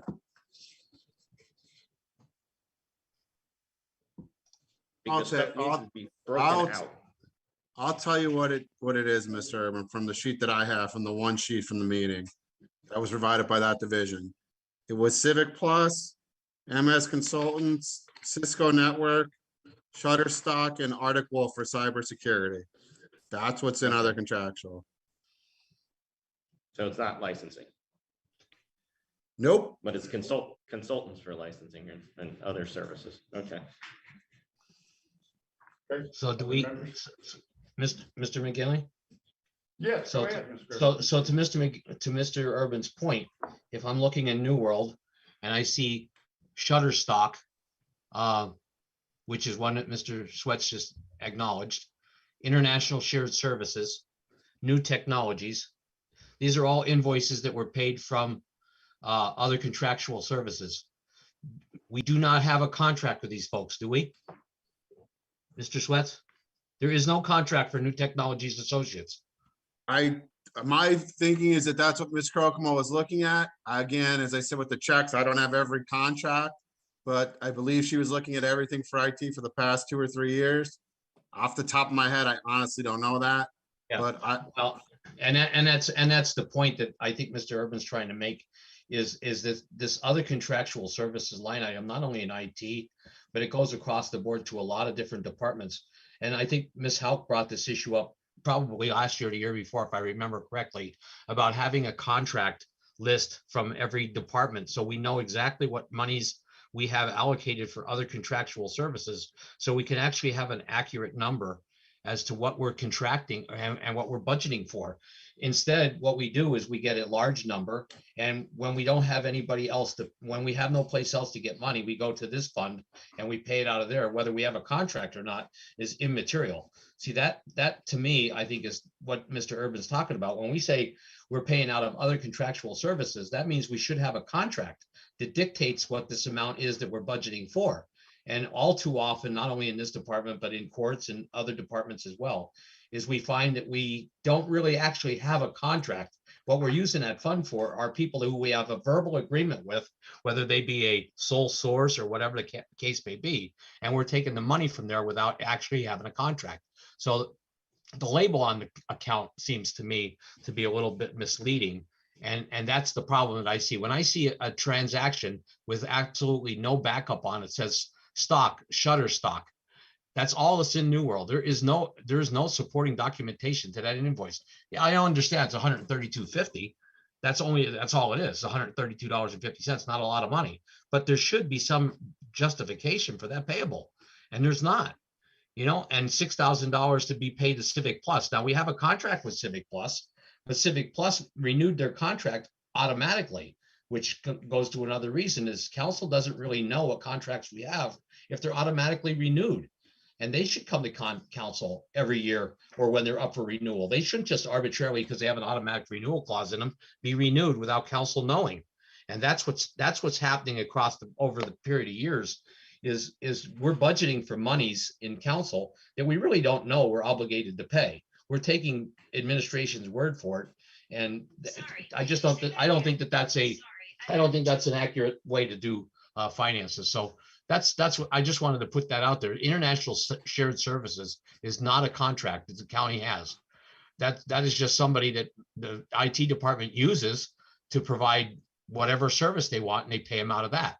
So it really is an inflated number for obvious reasons that they use that number when they run out of money in other departments. So I just want to share that with members of council that as they move forward in the process of fixing things, this is one of the things they need to look at. Okay. Matt, do you have an issue? Mr. McGinley, can I speak to something about the other contracts? No. Not as an employee? No. Ms. Kokomo, your division head. Okay. I was just curious. Matt, you can give me your information and I will pass that on to council. We can debate the merits of a line item titled other contractual services.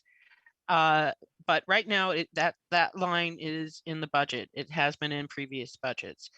I can tell you I did make a referral to the controller to do an audit on the contracts and the invoices. I believe I stated it at the last meeting that if Ms. Bednar can't finish, I've asked Controller-elect Griffith to continue with the audit. We need to figure out what's going on. But I can tell you, we definitely need the Arctic wolf contract. So as I said, we can debate how we identify this line item. And I have no problem coming up with a means of informing council about the contracts and pairing it up with the invoices and what the contracts are used for. My research, and I didn't do extensive research, we have a master contract with ISS from 2015. There was amendment in 2016. I couldn't find another contract after that. But as I said, that's an issue that's going to be reviewed by the controller. But what I can say from discussing this issue with staff and with CCAP, we we absolutely definitely need the Arctic Wolf contract. Question? Anyone else? Yes, Sheila. Yes. This is my concern. I mean, similar to Ramilda's. I mean, if it says contractual services and it has been like that, I agree, there should be a contract, but we don't have that now. And hopefully it will be renamed in the next budget. And hopefully these contracts will be audited and looked at, but there's still services that they used and they probably will use again, even if it has another name. I just think from the experience I had with the people in technology, the IT people, not here, but at PNC and even at PSEA, it's a very difficult job. They get paid in much more than our people do. And we need to use money. We should not be cutting short their budget, whatever the area is. We should not be cutting short. It is important and we need to go forward and make the changes, you know, as soon as you can, but not now. Okay. Just have one question. What's that? I have one question. One question? Yeah, an easy Okay, one. one question, Mr. Irvin. So if the art of negotiating here is if you have consultants that are using right now, Ramilda, and you want to bring a project manager position in-house, what are you going to take away from the outside consulting realm to offset? Because you're now telling me you need a position for like a project manager. That in essence is almost like a person that does some inside consulting. Okay, so I would expect that other contractual services should dwindle a little bit if you're going to bring some of these positions in-house and you want additional people. Prove to us that they can do the job, that we're paying somebody else, a third-party vendor, that we could do it in-house versus out-house. Give me a chance and I will. It really, at this point, and as I said, I'm waiting for the audit. I'm waiting for the, how that matches up with the invoices and the assessment from CCAP.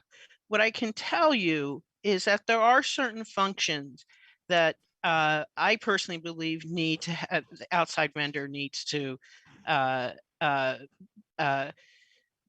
be accessed, and we need to have an outside vendor.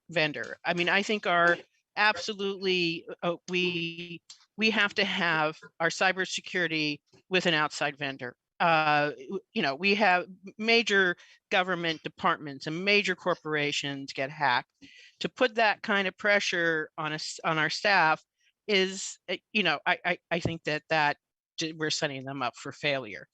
Now, having said that, we do need staff to monitor and be aware of what is happening with, for example, the cybersecurity and any kind of events that must take place. Right now, what I need to do is match all that up, and there are, for example, with Arctic Wolf, we need that service.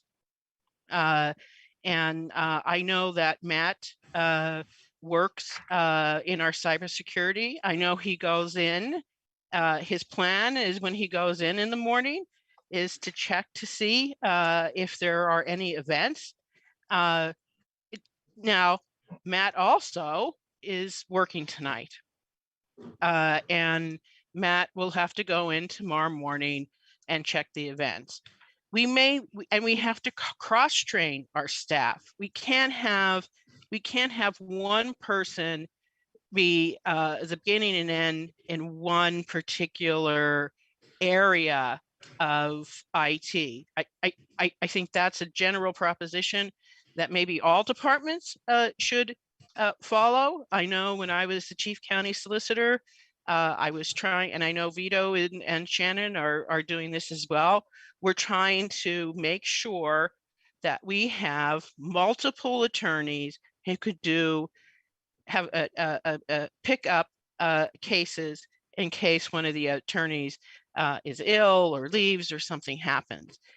And it's more important in IT. So right now, we do need certain contracts, outside contractors, to make sure that we have a safe system, that we have a system that will work for the county employees. If our system needs improvement and we make it more efficient, that's even better. But there are outside contracts that we need, and we do need internal staff to augment the services of some of those outside vendors. Not all the outside vendors. I think everybody knows that I didn't understand why we had a staff member training an outside vendor to do the meetings. I'm talking about these very, very significant and important projects and services for the county. So right now, as I said, we can change the name to the line item. Philosophically, I'm certainly not attached to the line item called other contractual services. I'll leave that up to the people who are accountants to determine what that line item should be called. But the reality is that there are contracts in that line item that we do need. Okay. We have a motion by Mr. Griffiths, second by Mr. Urban. Mr. McGinley, I have one other item. I just want the county manager. On this particular amendment, Mr. Griffiths? Yes. Okay, go ahead. I just want the county manager to tell council what justifies a $237,000 increase in this line item. Last year, we budgeted $52,000 for this line item. We increased it to $289,600. What other contractual services do you know of that have hit this, that are going to hit this line item next year, that have not hit this line item this year, that warrants a $237,000 increase? Because we've spent $52,000 this year, and we spent less than that last year. We spent, well, $52,000 last year. We budgeted in 21. In 2020, we spent $238,000. So if you wanted to justify anything, we could justify probably a $250,000 budget, but $289,000, that's a huge, huge increase on something that you haven't explained to council as to what what have we contracted with for next year that warrants that increase? Well, there are a few. We have to purchase equipment and servers for EMA. And by the end of next year, we will have to upgrade our cybersecurity. That's just two. There's two that I have just at the top of my head because I've been discussing it for the last week and a half. Our IT system is a lot more complex, and it becomes more complex as each year passes. We do need some staff members that are generalists, but we also need to have specialists come in if we need them. I did advise council that there may come a time in the next few weeks that we do need to go to an outside source, a company that we already have a contract with, to support us until we transition and we get a permanent director. But those are a few of the areas that we're going to need an increase. That's the increase for the outside vendors. Yeah, but those are equipment that you're talking about, purchases. But I mean, one of the companies that we use is New Technology Associates, and they're a consulting service. They're a consulting service for IT. We have a director, we have 9 members of staff, and we have a consulting service that we're paying a huge amount of money to tell the staff and the director what they need to do. That is, to me, is duplication of service that we're paying for. That's either we're not doing it right on management side or not. But a $237,000 increase in one line item is obscene. That's like unbelievable when you think, when a taxpayer sees that kind of money going out the door, like, what are we spending that on? And we don't have that information. Now, I appreciate the fact that you're saying we need to buy servers, and that's all equipment. That doesn't come under contracting, but we're clearly paying new technologies from Mountaintop a huge amount of money to tell us how to run IT when we have a director making $82,000 a year. I think that's a problem all by itself. But I seriously believe the council needs to reduce this fund on this side, because that's a huge increase that we don't have any documentation to say what we needed for it. Okay, we have a motion by Mr. Griffith, second by Mr. Urban, to reduce the draft budget down to $200,000, which reflect the savings of $89,600. Bill, yes, $89,000, 600, so it's reduced and goes into the reserve. Roll call, please. Ms. Radel, No. Ms. Sedman, No. Mr. Schnee, No. Mr. Urban, Yes. Mr. Vogt, No. Mr. Griffith, Yes. Mr. Hawes, Yes. Ms. Howe, No. Ms. McDermott, No. Mr. Perry, Nope. Mr. McGinley, No. 3 yes, 8 no. Unit fails. Mr. Griffith, repairs and maintenance. Yes, I would just call for the vote on this, because there's no sense in discussing it and taking a lot of time. We just call for the vote. Just call for the vote. Just call for a vote, okay? Yeah. You're gonna make the motion? Yeah, I'll make a motion. Who's going to second that? Second. Mr. Urban? Roll call on removing $21,500 from the repairs and maintenance line item. Roll call? Ms. Sedman, No. Mr. Schnee, No. Mr. Urban, Yes, if you're getting new servers, you shouldn't need that much repairs. Oh. No. Mr. Griffith, Yes. Mr. Hawes, Yes. Ms. Howe, Yes. Ms. McDermott, No. Mr. Perry, No. Ms. Radel, No. Mr. McGinley, No. 4 yes, 7 no. Thank you. Amendment fails. Moving on. Mr. Haas, do you want to do yours first, please? No, I'm gonna remove mine from You going to the remove this? consider, we already talked about it, so I'm gonna remove it. Yep. Okay. You know that there on page 26 of the agenda packet are amendments that I submitted. First one is travel. Now that's travel across the general budget, so it's all departments. Same for advertising, it's across the whole general budget. And same for conference training across the whole general budget. And it roughly is a 10% reduction. You can see the actual reductions for each of the different line items.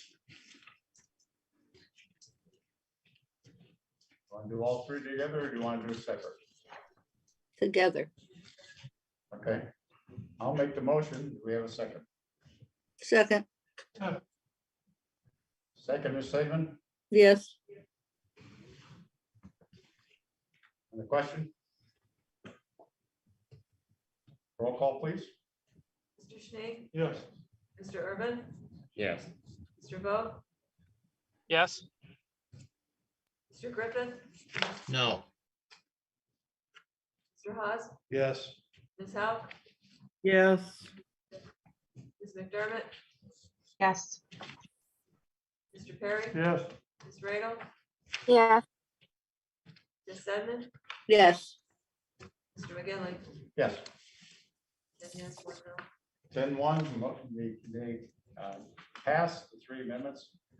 The one down below, road and bridge, this is something we've been discussing for, I'd say, several months this year, and annually, I think every year. We talk about putting money in the budget for roads so we get some repairs done. We council decided last year to remove the $1.4 million that we would get from the license fee. So in the 2022 budget, that $1.4 million is not available. So as a result, I asked for a $1 million amendment. Originally, the budget proposed $200,000. That would make a total of $1.2 million in the budget for road repairs. And you know that we've had several people come to us in the past several meetings and make their presentations in that regards. So I make that motion. Do I have a second? Second. Sneed. On the question. On the question, Mr. Chair. Go ahead, Mr. Austin. I mean, Luzerne County roads and bridges are notorious for being in bad shape, and we've clearly heard the public outcry. The U.S. Congress just passed a $1 trillion plus infrastructure bill. And if you remember, I've been very consistent on this.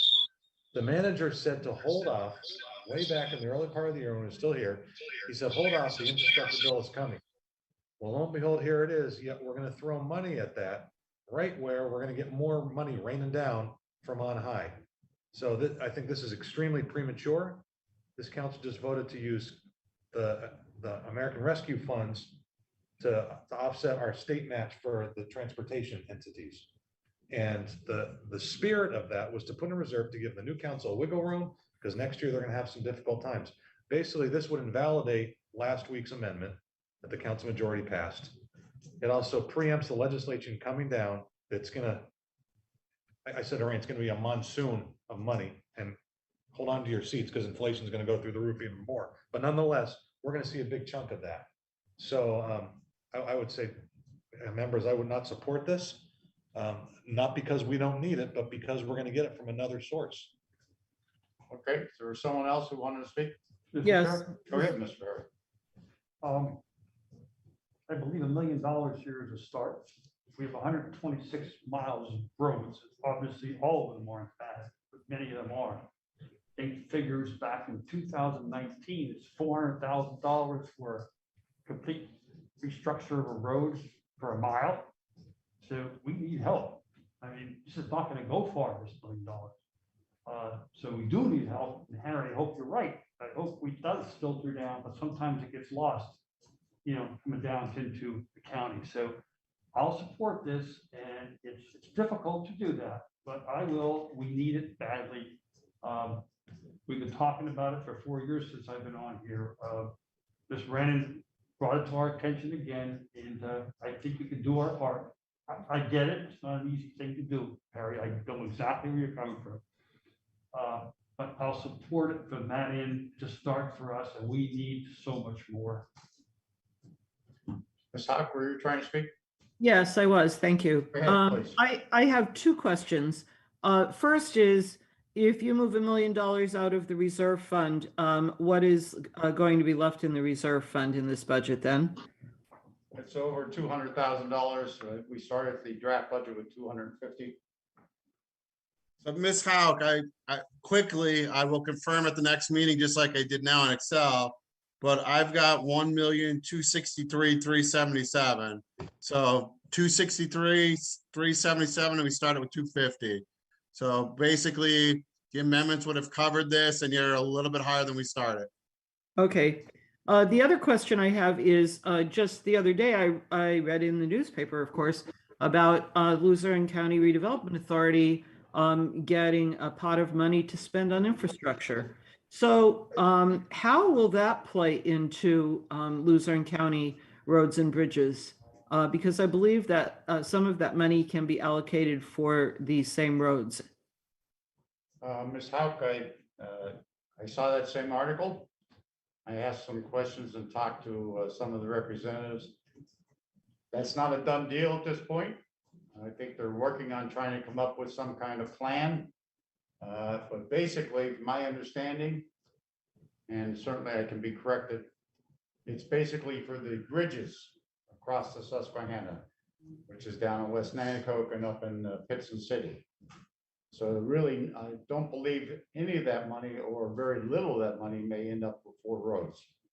Okay, I thought there was more than that, I know that it mentioned specifically those bridges, but I thought there was more money involved in that. So then I do have a third, yeah, I do have a third question then.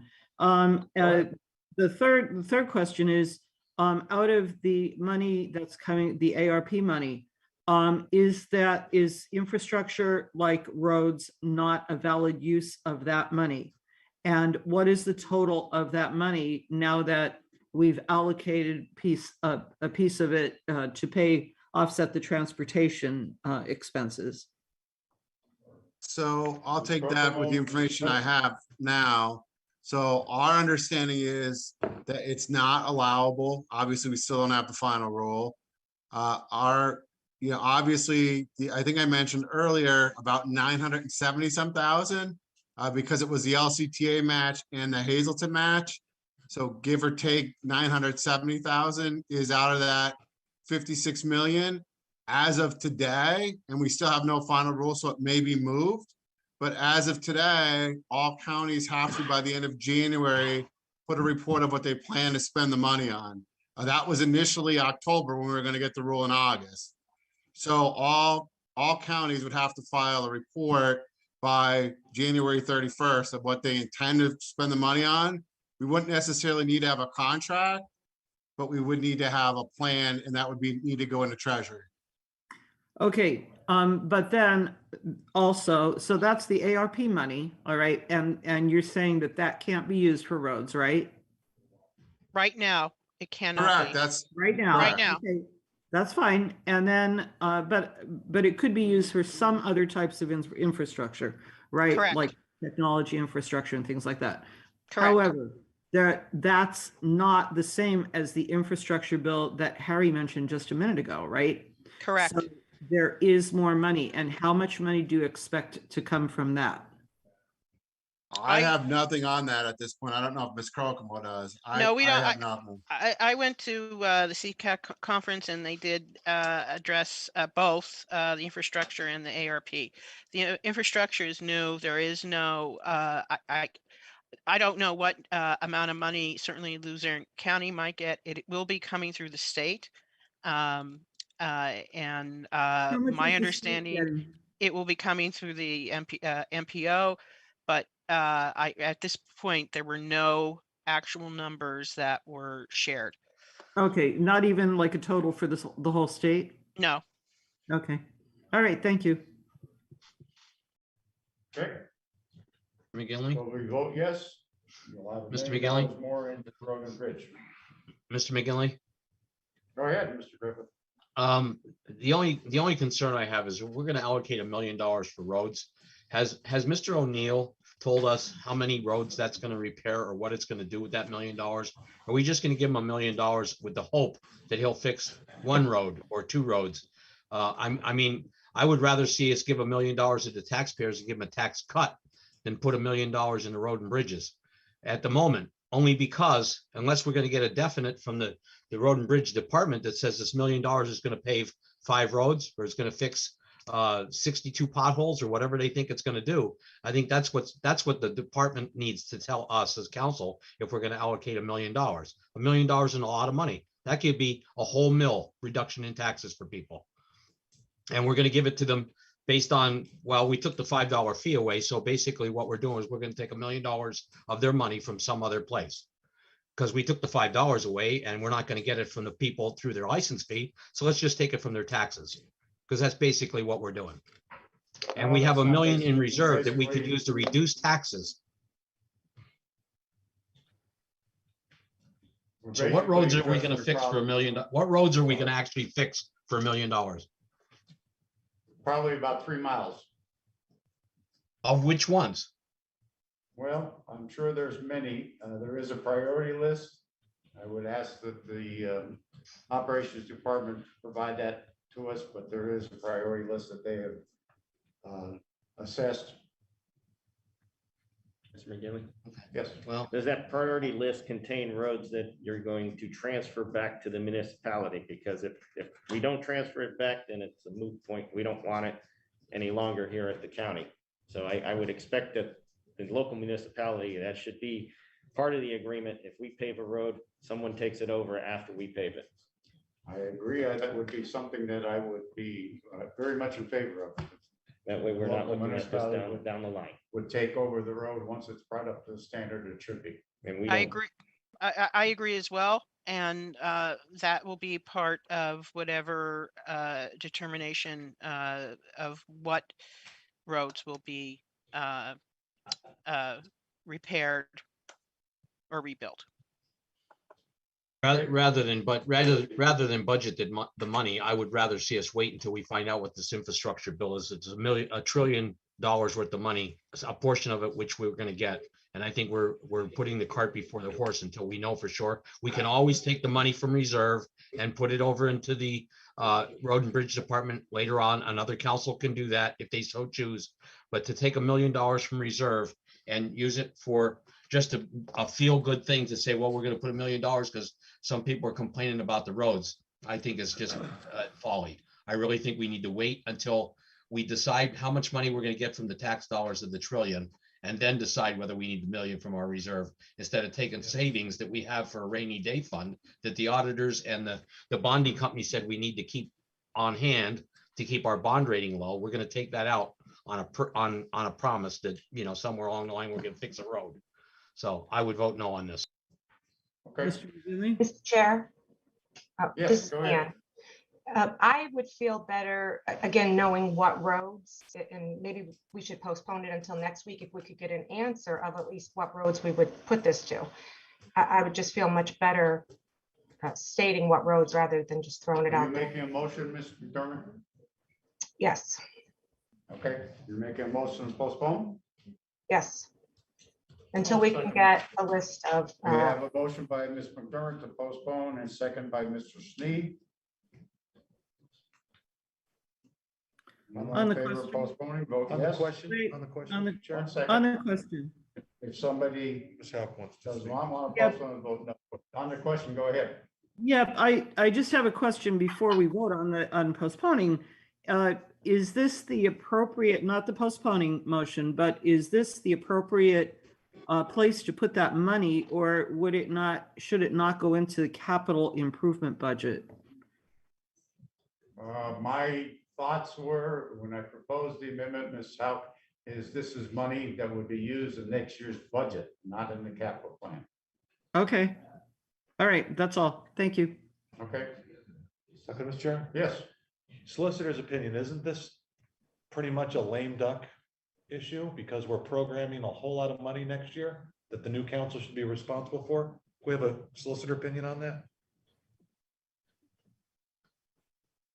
As far as a budget amendment now? Well, yes, we talked about in prior weeks that these big endeavors that are big ticket items, that they're best left to the future council. Yet here we are reversing the opinion of the solicitor's office last No, week. I guess my opinion would be that this is consistent because there are provisions for reopening the budget for the new council. I mean, the budgeting process is something that's necessary that you do now. And if for some reason new council comes in and doesn't agree with the new budget, there's a process. Did I answer your question? Because I don't know if I'm on the same page with what you asked. No, thanks, Mr. Luke. It just seems like it's inconsistent what's been said in the past, though. You know, No, well, with lame we duck haven't issues. given any other opinion related to the budget process. Other than if you were trying to, I guess if you were looking to contract new expenditures under the current year's budget, that's different. So that's essentially what Ms. McDermott is asking about. Can we have specific roads that are going to be contracted to fix? I mean, it's not with an entity, it's not with a vendor, but it's still essentially programming that money. So I think the same vein. I think the distinction here is that this would be under the 22 budget that you're deciding now versus making some sort of in-year amendment to the 21 budget. Well, you know, last week, the issue was we were talking about the LCTA and about the match to try for the state and binding the next council for that. And it just seems like it's along the same line of what the advice was.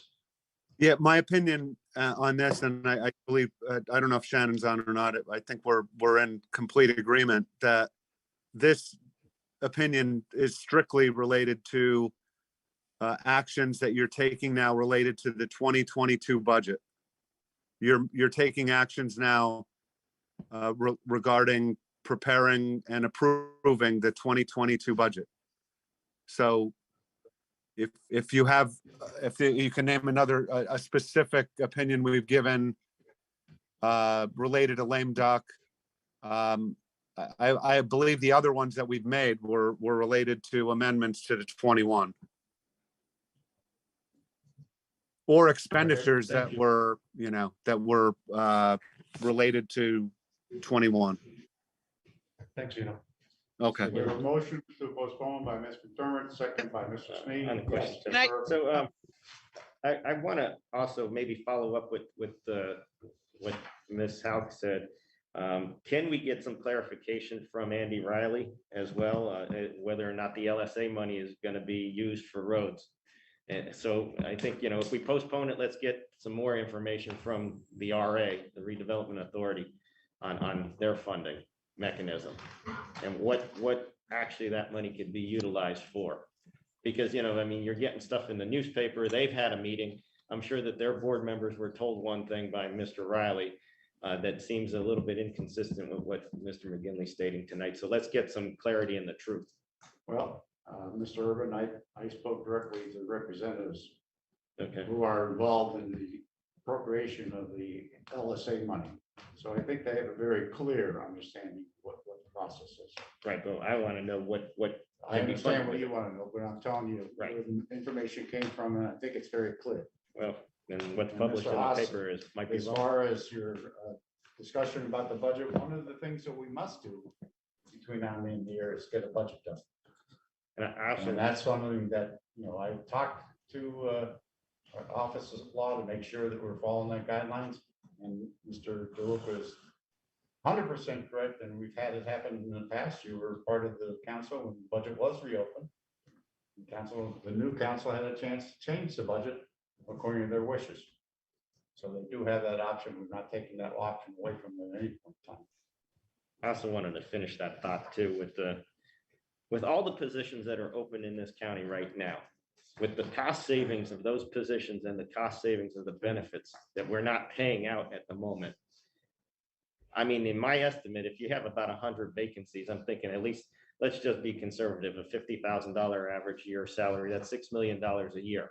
Right now, you would be saving probably about $500,000 a month in salaries and benefits, which I think should be pulled back and put back into reserve. Then I think we can offset this million with just 2 months worth of vacancies in the salary line item. It's shifting the pool of money. Because I know for a fact that we have a lot of vacancies right now. What are you doing with all that money that's just sitting there in a pot right now? Is it coming back in any form, back into reserve? Or are you just hoarding it for a rainy day to give out in bonuses and merit raises? So postpone it tonight, but I want answers to those questions next week. I'm giving you those questions right now so you can answer them clearly next week. Can I answer tonight, Mr. McGinley? If you have an answer, yes. Yeah, why not? We already were on long enough. Why wait till next week? So, Mr. Urban, to your point, it goes to reserve, and you'll see later on tonight, and I mentioned it earlier in the year even that, we are lowering the trend. That, as Mr. Griffith had said earlier, having more cash available, having less debt, we pay the debt every year. It's budgeted in our budget, I understand, by council, lowers our interest rate and is lowering the trend. In the work session, we're asking for 14 million instead of 16 million. I'd love to ask for 0, but a few years ago, we asked for 18 million. So that's what we're doing with the savings. If a future council wants to move them, that's a future council's call. But when I come back and ask for $18 million, I'm going to tell council that money was used to lower the trend. Okay. That's good too, Mr. Chair. Yes. What you said, obviously I understand how the whole budgeting process has been for 10 years, but how can you and 4 other members vote no to have the match funded by the ARP money than turn around and spend that same money and send it out the door. This is why people are throwing their hands up. We have $1 million, we have an extra million in the reserve because of what a slim majority did last week. So just think the process, think the logic through. You took some hard fought savings and you're zipping out the door for political purposes to pay 3 miles of roads. We're gonna have an amount of money coming from the federal infrastructure bill. It's coming, it's gonna get paid for. We gotta wait a little longer. This makes no sense to me. Mr. Haas, I take great exception to your political comment. You Obviously, can, it's some people lots are of very conservation. political, and that Yes. does not include me. I'm looking at the fact that we have terrible road conditions, that we have citizens complaining about constantly and taking on expenses because of that. We have a chance here to do something to help some of the citizens and limit some of their expenses, and we're not going to do it right now. But that's a choice. It's up to council to make that choice. Not only that, Mr. Chairman, a citizen that Mr. Griffin brought here last week actually came on a binder, this thick, with the county roads and how deplorable they are. I mean, for years and years, we've been just kicking the bucket. Let it go to the next year, let it go to the next year. They gotta be fixed now. I mean, you're talking about speculative money. Your guys in DC Like, passed it's the law. coming. They passed it. It's coming. Here's a step forward. So like actually doing something instead of kicking this bucket down the road all the time. I mean, we committed to those people that we were gonna fix roads. They wanted $5 million, right or wrong, Mr. Griffin? Right. I mean, here's a commitment tonight for $1 million to fix the most deplorable roads. They're the ones that are gonna be addressed first in that binder. And I have to compliment your group that put that binder together. I mean, that's all on your time that you did that. And thank you again for everything you do for Luzerne County. And I thank you too, Mr. Griffin, and all the people who suffer from roads. We all suffer from them. The federal funds are coming down. The hyperliberals in Congress passed a $1 trillion bill. It's coming down. It's coming down to us. What we're doing, we're taking money that can be programmed elsewhere and we're spending something that's going to come. It's going to be whitewashed by the federal government. I mean, I don't know why this is so muddy. This is just clear as day to me. We have to leverage every single dollar we can at the lower level from what comes from on high. Or else we're not going to keep the doors open. We're going to raise taxes again. Come on, guys. Think these things through. It's just. I thought it through several times. Of course you did. But I'm talking. You know, You're talking, but you're making accusations. I'm not making accusations. Yes, you are. Can I ask a The question? wait 1 second, please, at home. Did the federal government pass the bill? Did they pass into law? The federal infrastructure bill, which has a whole lot of other things in it? That's fact. That's not politics. That's an observation of fact. Now, But come Harry, on. Harry, we don't know how much we're gonna get. And guess what? If we get 5 million, that's still not enough. We're gonna get more than 1 million for sure. We're Not the starting county. door. Well, yeah, Okay. Good. I hope you're right. I think we have. it's a $1 trillion. Ms. Hopkins, Well, you trying to my speak? it's Linda. My only question is, where was this $1 million coming from if those amendments hadn't passed last week? That's my point is. We would have had a different amendment this week if that was the case. Okay, That wasn't the case. all right. We're on a motion to postpone this, right? That's correct. Okay, call for the question. Call the question. Thank you. Ms. McDermott made the motion. Mr. Sneed made the second. Roll call for postponement. Vote yes, we postpone. Vote no, we go back to the amendment. Roll call, please. Mr. Urban, Yes. Mr. Vogt, Yes. Mr. Griffin, Yes. Mr. Haas. Yes. Ms. Howe, Yes, Ms. McDermott, Yes. Mr. Perry, No. Ms. Radel, Yes. Ms. Sedman. Ms. Sedman, Yes. Mr. Sneed. Yes. Mr. McGinley. No.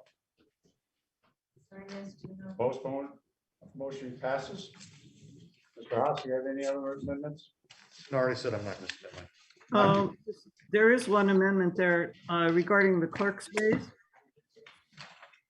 that we Mr. Haas, postponed. See the last page. I'm remiss, sorry, Mr. Chair. Yeah, I submitted it last time, it was postponed. it still stands. I submit the 3% increase for our county clerk. She does a whole lot of work. A lot of people that run committees around here know that, and a lot of it rolls down upon her. And most of it goes unacknowledged. So that's my motion. 3% increase for our clerk. Second for that, Second, Linda. Ms. Howe? On the question? On the question, with the non-represented, what raise are we giving them? If you look at the paper that was submitted by Mr. Sweats, in the courts, it's 2%. In departments under the county manager is 1.7. District attorney, 2.6. Controller's office, 2.6. Agency and non-general fund, 1.6. So they're different, they're not consistent. No. Okay. Mr. Anyone McGinley? else? Yes, go ahead, Mr. Griffin. I certainly agree with Harry with the amount of work that Sharon does for the council as well as all the committees. However, I don't believe a 3% raise more. I mean, if you look at the breakdown that Mr. Schnee just asked about, there's a 2.6 is the highest increase for any department in the county. I think for us to go 3% in our department does not show the proper leadership on our part. If we're going to try and tell people that the most we can give you is a 2.6% raise, but we're going to give our own clerk 3%, I don't think that bodes well. I mean, I think they all work as hard as everybody else that's going to get a raise. I think a 2% raise is adequate, and I would make an amendment to change that number to 2%. Mr. Griffith makes an amendment of 2%. Do we have a second? I will second that. I'll make an amendment for 2.6. We have an amendment by Mr. Snee for I'll 2.6. I'll second. Who was Leanne. that? Leanne? Leanne, yes. Is that correct? Yes. Mr. McGinley, point of order. We have a motion and a second on the 2%. We got to vote on that first. Yes, we do. Yes, we do. We'll do that one first because that was the one submitted first. Okay? So the amendment would be, the raise would be 2% instead of the 3% as indicated here by Mr. Haas.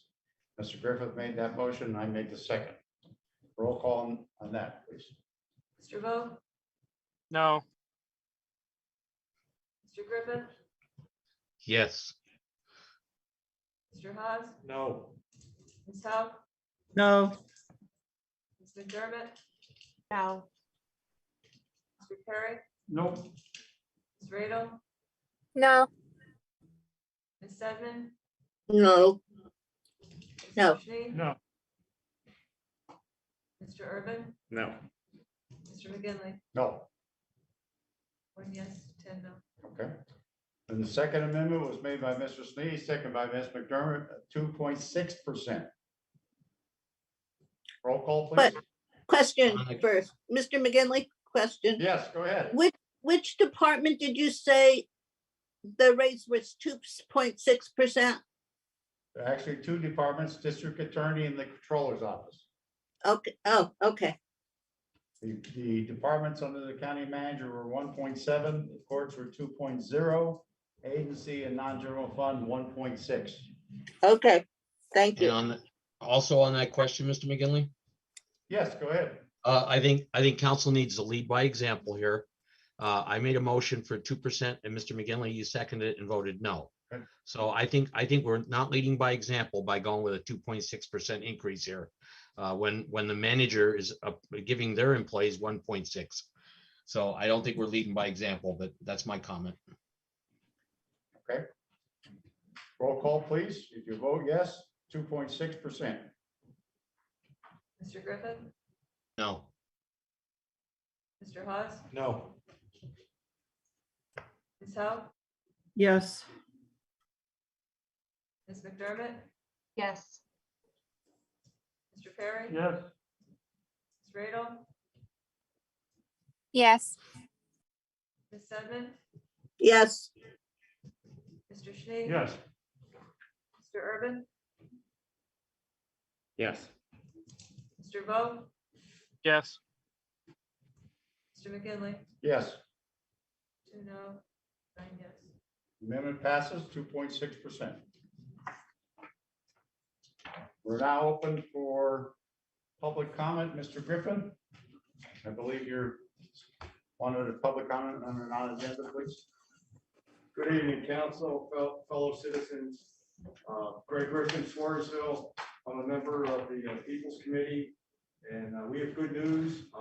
We're going to be having high school students starting next year. We'll be meeting the council here at the podium and asking questions. So I think that's very refreshing. The younger getting involved, and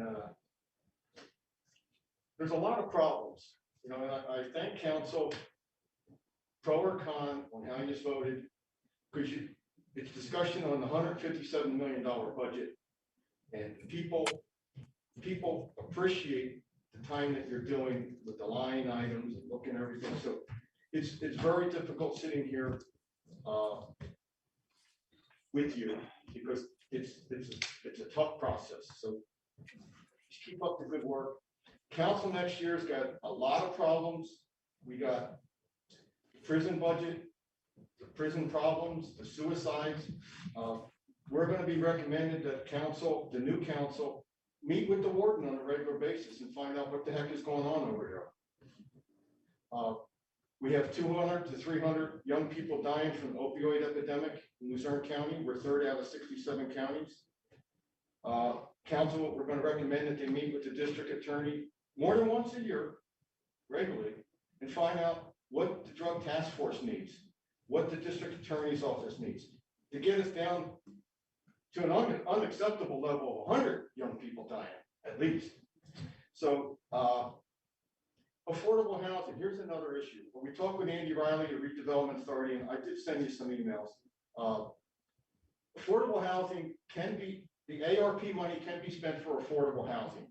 If it's 5 homes for working families, 1 home, regardless. These big box KOZ factories that are everywhere, they're massive. Andy Riley told me there's 40 more million square feet coming. That one giant building, you go across the Nanticoke Cross Valley, that big white building, I think the shoes, I don't know how they even staff it, but they're doing 40 million square feet between Scranton, Luzerne County, and Sullivan County coming. So here's the problem. County council cannot keep granting these KOZ zone gifts, which, look, they're providing jobs, but the problem is if there's not enough affordable housing, it's unfair to these people that are being lured into Luzerne County. It's $1,200 a month for half a double. And there's no half a doubles. It's absolutely a housing epidemic. So Andy Riley, the Redevelopment Authority, they're already doing some type of affordable housing. Council has to really think about affordable housing for these working families that are being lured into the valley. With 40 million more square feet besides what's here, this is going to be a very tough issue for council, because people are going to be homeless and they're going to be working. Thank you. Thank you. Thank you. Other members of the public?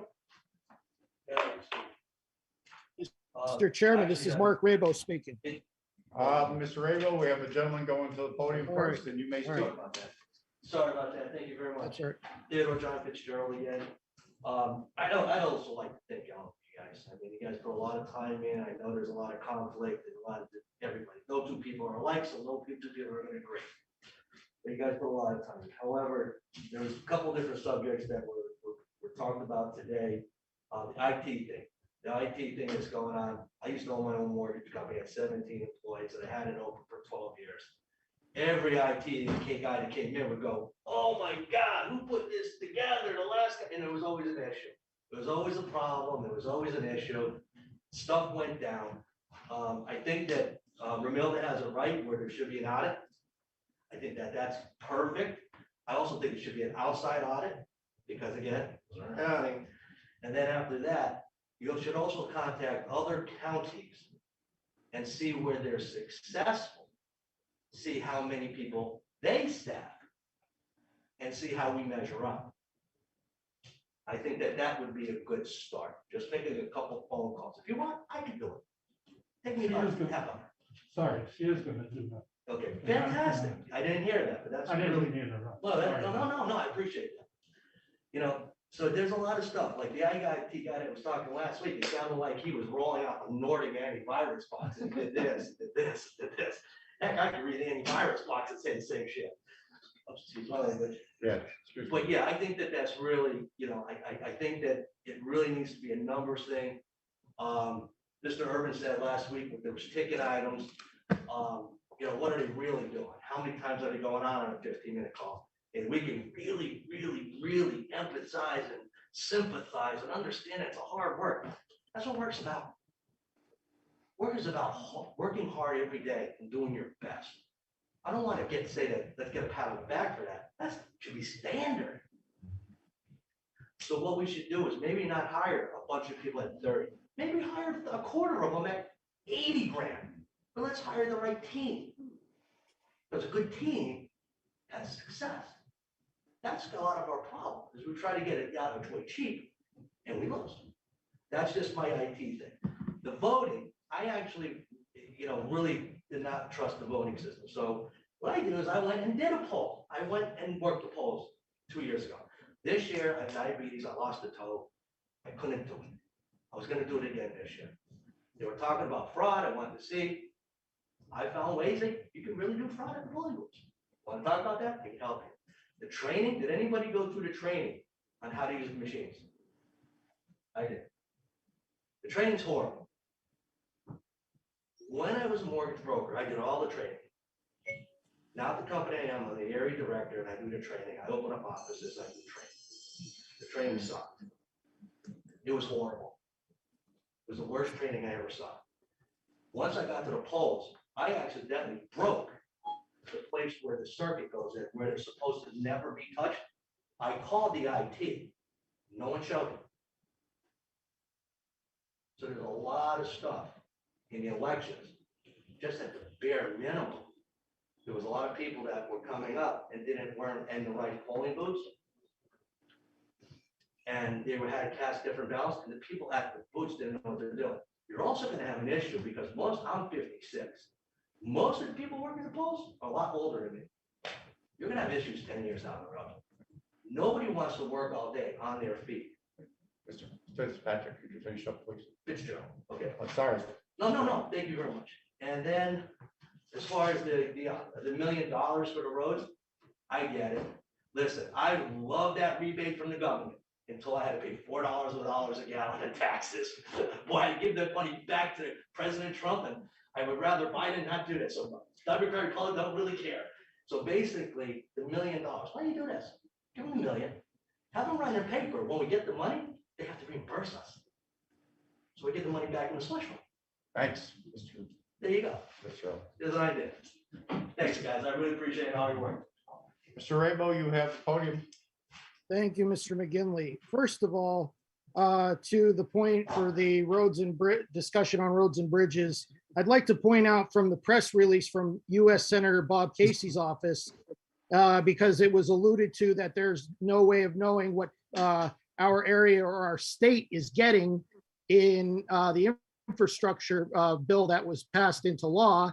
$12.9 billion for highways and bridges, $2.8 billion for public transit, $1.4 billion for clean water infrastructure, $171 million for electric vehicles subsidies, and $100 million for your favorite subject, Mr. McGinley, broadband. So that's the breakdown from Senator Casey's office press release on the infrastructure funding. Now, what you said with regards to the article about the LSA program, I've been following this since the beginning. The Redevelopment Authority has been getting updates on it. And I don't know, Mr. McGinley, which representative told you that county roads are not included, but I checked the law, and the law says clearly streets and roads. It doesn't say streets and roads are not covered. Streets and roads are included.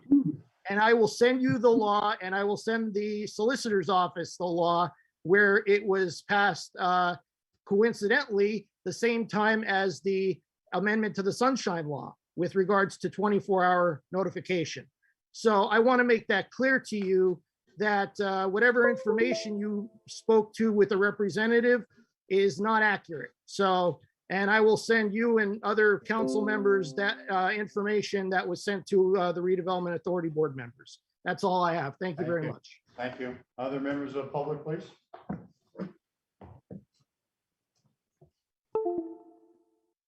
Motion to adjourn. This is Greg Wilovich, Hanover Township. Go ahead, please. Yes, a couple things I want to talk about. The first thing is the pay rate of the people in the IT department. I know that you mentioned $19 an hour at Chewy, but you realize all the work that goes into it. There's a lot of hard work, determination, physical labor that goes into that. And another thing I like to talk about, there's very little job security. There's no pensions, very little health care. Those are all the things that come with the county job. It may be $15 an hour. And trust me, I'm not saying they don't deserve more than $15 an hour, but there's a lot more that goes into private sector jobs and work in the county. Second of all, I want to talk about the $1 million for the roads. I've worked with Greg Griffin. I've seen many of the roads that are out there. I mean, who was assessed this book binder that Greg Griffin has brought forward? There's a lot of roads out there. Just throwing $1 million at who knows what, it's irresponsible spending. You can't just throw $1 million at something and hope for the best. We need to have a breakdown of where that $1 million is going to go. I think it's irresponsible to just throw $1 million out there and not have a plan for it. There's a lot of budgeting issues that need to be fixed, contractual issues. I know consulting, like the consulting for the court services, I think probation. We were budgeted at $200,000. They said, okay, let's bring it down to $150,000. Over the last 3 years, we spent $17,000. Where's all that money going? Where's all that money budgeted for? I think we need more answers when it comes to that. And I believe that's all that I have. I want to thank the council for all the hard work at the budgeting and all of the hard work that everybody's been doing. It's very much appreciated. And I know I'm going to be involved on day one, January 3rd, when I'm sworn in. And I plan to work hard for the people of Luzerne County. And that's exactly why I ran for office. It's exactly why I did this. I'm here for the taxpayer. It's government by the people, for the people. And that's exactly what I want to do. And I want to thank you for my time. Thank you. Okay. Motion for adjournment. So Mr. Perry, do we have a second? Mr. Snee, all in favor indicate by saying aye. Aye. Aye. In opposition, any abstention, none heard, motion carries. We will reconvene at 8:50. Recording stopped.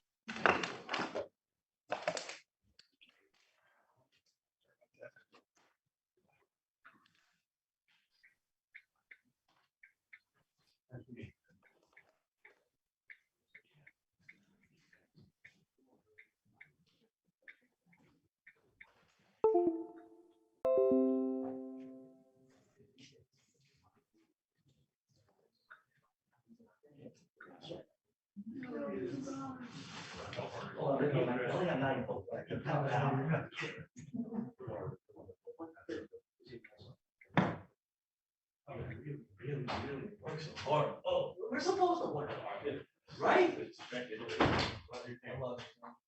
I'm gonna be here every week. Yeah. Oh, yeah, it's hard. I mean, it's about, you can tell, you know, I was going with this guy. I was going, what? Yes, no, yes. I can tell who was well, like, you heard me? I was wrong with you, what? That was my lack of surprise. Huh? That was my lack of surprise. Yeah, it's very evident.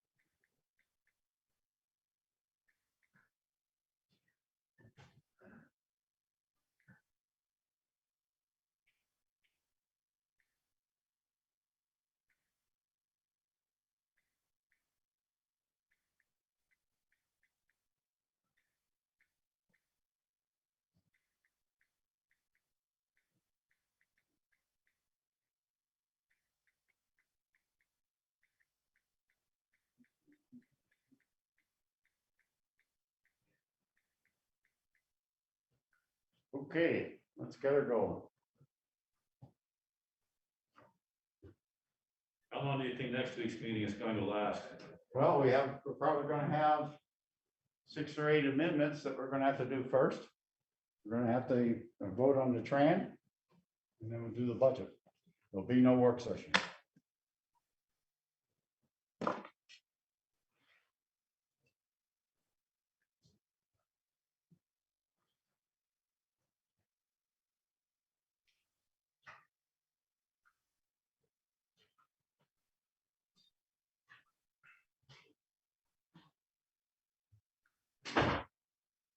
What kind of car did you get? I didn't. What happened was, I couldn't find a new car, because there weren't any around, you know, the Right. chip thing. So then I said, well, how about a truck? And there weren't any trucks. Bonner Chevrolet is where I buy my cars normally. They had 10 new vehicles over there. 4 of them were dump trucks. So there was nothing that so I said, how about like something 19 or a 20, and no, take a walk over to the used car lot, check it out. So I walked over there. I saw a truck, Colorado, which is the smaller of the 2 versions.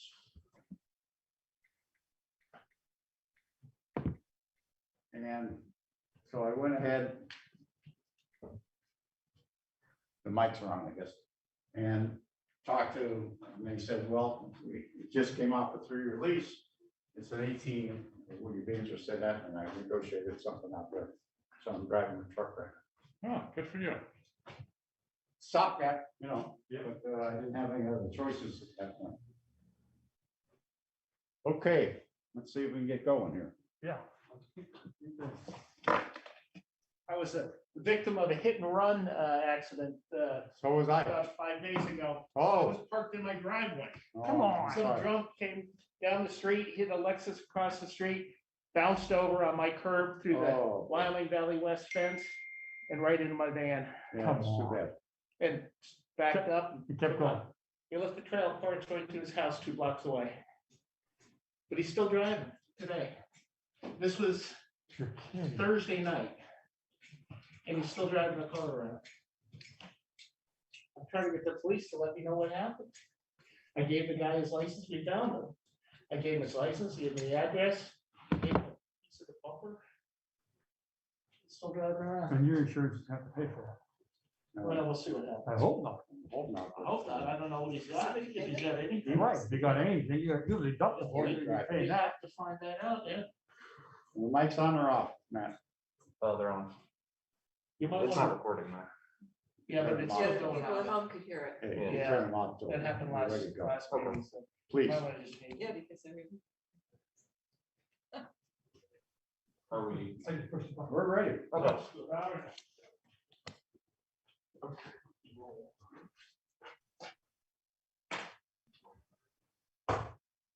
Okay, we're gonna call the meeting to order. We've already done the pledge in a moment of silence. Roll call, Ms. Lawrence. Recording in progress. Mr. Griffith, Present. Mr. Hawes, Here.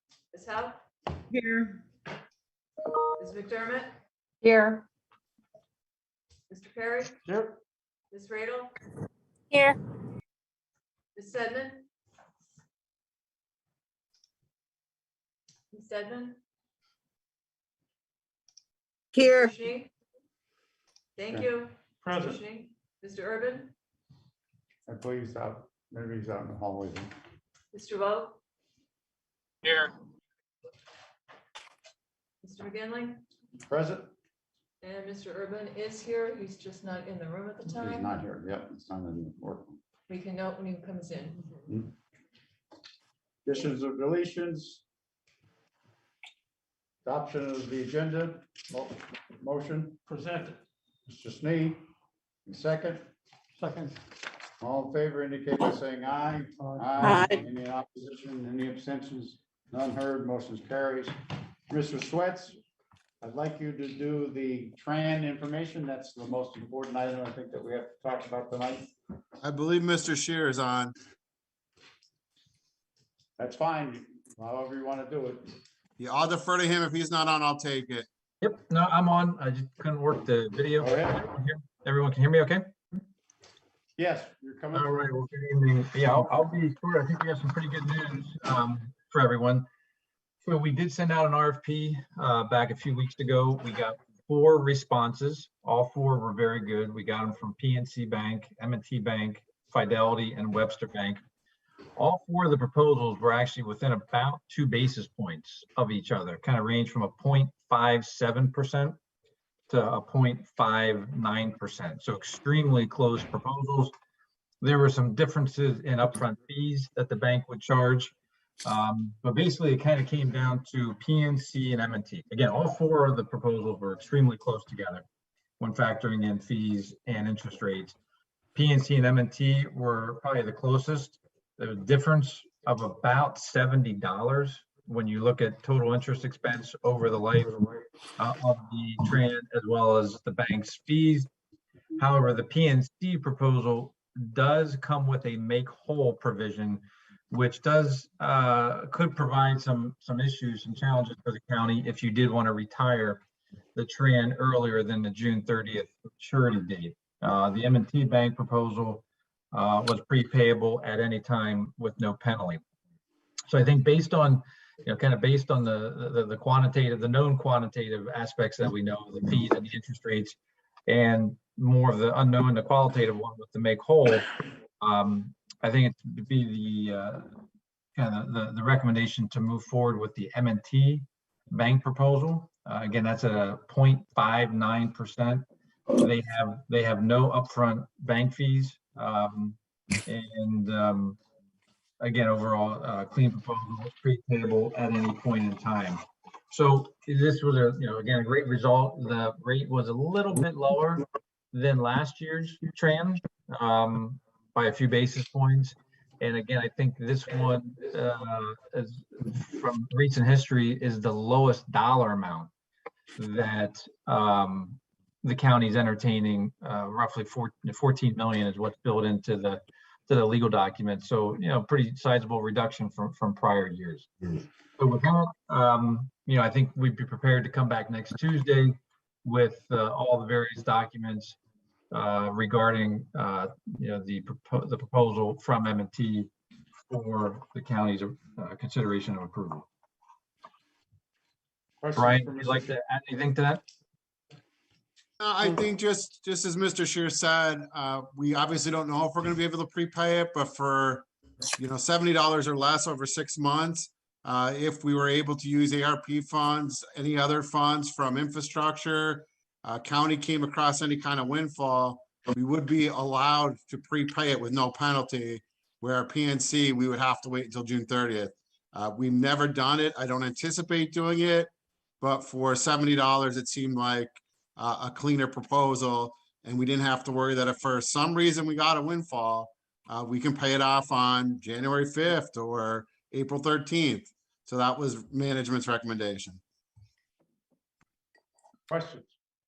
Well, Mr. McGinley, it's Linda. Not Go ahead. not a question, but a comment. I mean, I think, after 10 years of doing this, this is just amazing to me that we are at a point where 0.59% is our tran rate, and it's for 14 million.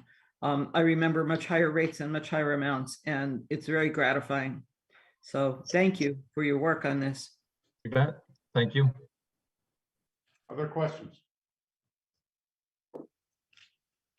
Ms. Hawk, I have to agree with you. I think we've gone from $20 million at a very high percentage interest all the way down to where we are today, but that shows the work that was done with budgeting, with financing.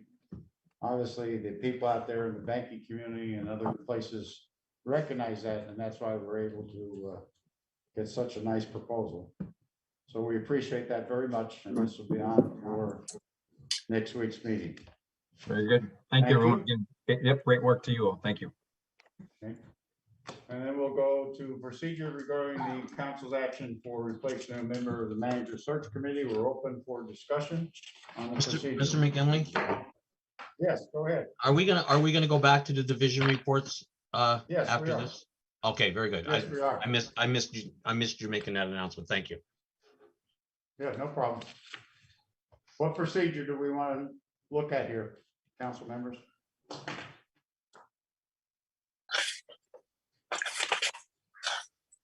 Well, Mr. McGinley, it's Linda again. Go ahead. Sure. I mean, I wanted it to be a committee of 3, so, but the council majority voted to make it 7, and I think that you need to be consistent, and we did have other applicants. And I know people said before, how do you know if they're interested? Well, the same way anything else, you ask them. I think you go back to your original pool of applicants and ask them if they're interested, and then we nominate them the way we nominated the others, from whoever remains that's interested. That's my suggestion. I mean, I think the other option would be to just not fill it, but then I think you have to pass an amended resolution that changes the number of people that serve on that committee. Question. Yes, go ahead, Ms. Amy. Yeah, I know we have 7 people on the committee, and I understand what Linda's saying. Did the group, the search committee, when there was the resignation, did they come to us right away and say, we need this filled in? We've had no communication from the manager's search committee in regards to the vacancy. So they haven't expressed the need at all, that they definitely need this? There's been no communication at all. Well, Sheila, if I could just say, I mean, it's not up to the search Let committee. this segment finished, and then you can come back, Ms. Hopwell. Sure. No, that's all I was thinking of, is that, Okay. is if they haven't requested it, or, said it's the utmost importance, I don't know, is it necessary to fill it?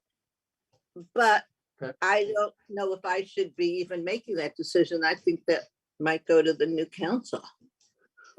Linda, I'm sorry. Comment? Oh, no, that's okay. I was just going to say, Sheila, I don't think it's up to the search committee to determine their makeup. I think that was the decision of council. And, council's decision was to have 7 people on it. And I did hear at that time, several people say that, it's better to have an odd number.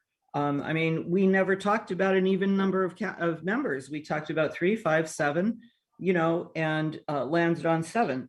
So I think the makeup of the committee is up to council. The work of the committee is up to them. How they do that work is up to them.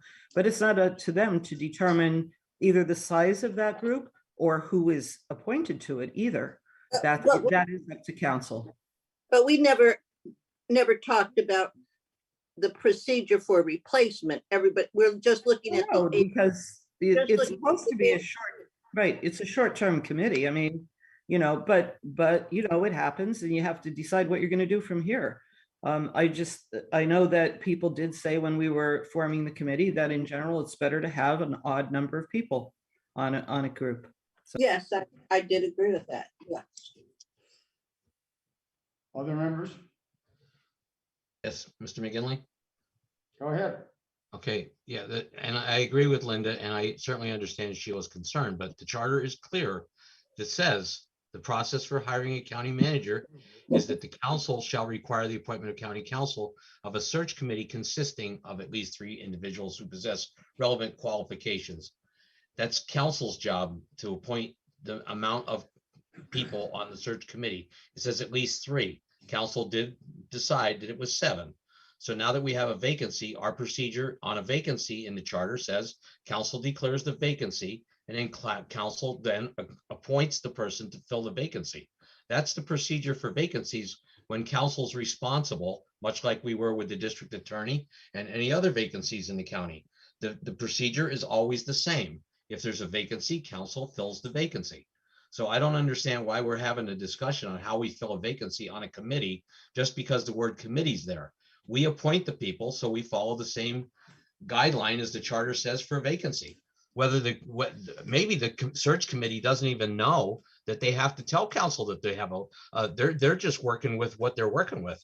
Our job is to follow the charter and make sure that they have the amount of people that we designated in the beginning, and that's 7. So when the number drops below 7, our job is to make it 7. And I don't understand why we're having a discussion on how we're supposed to do that when the charter is pretty clear on how council's supposed to do it. Anyone else?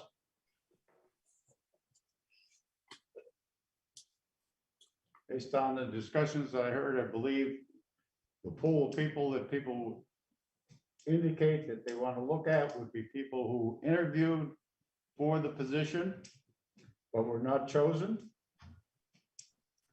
I think I heard that we should contact them to assess whether they are, again, interested at this time.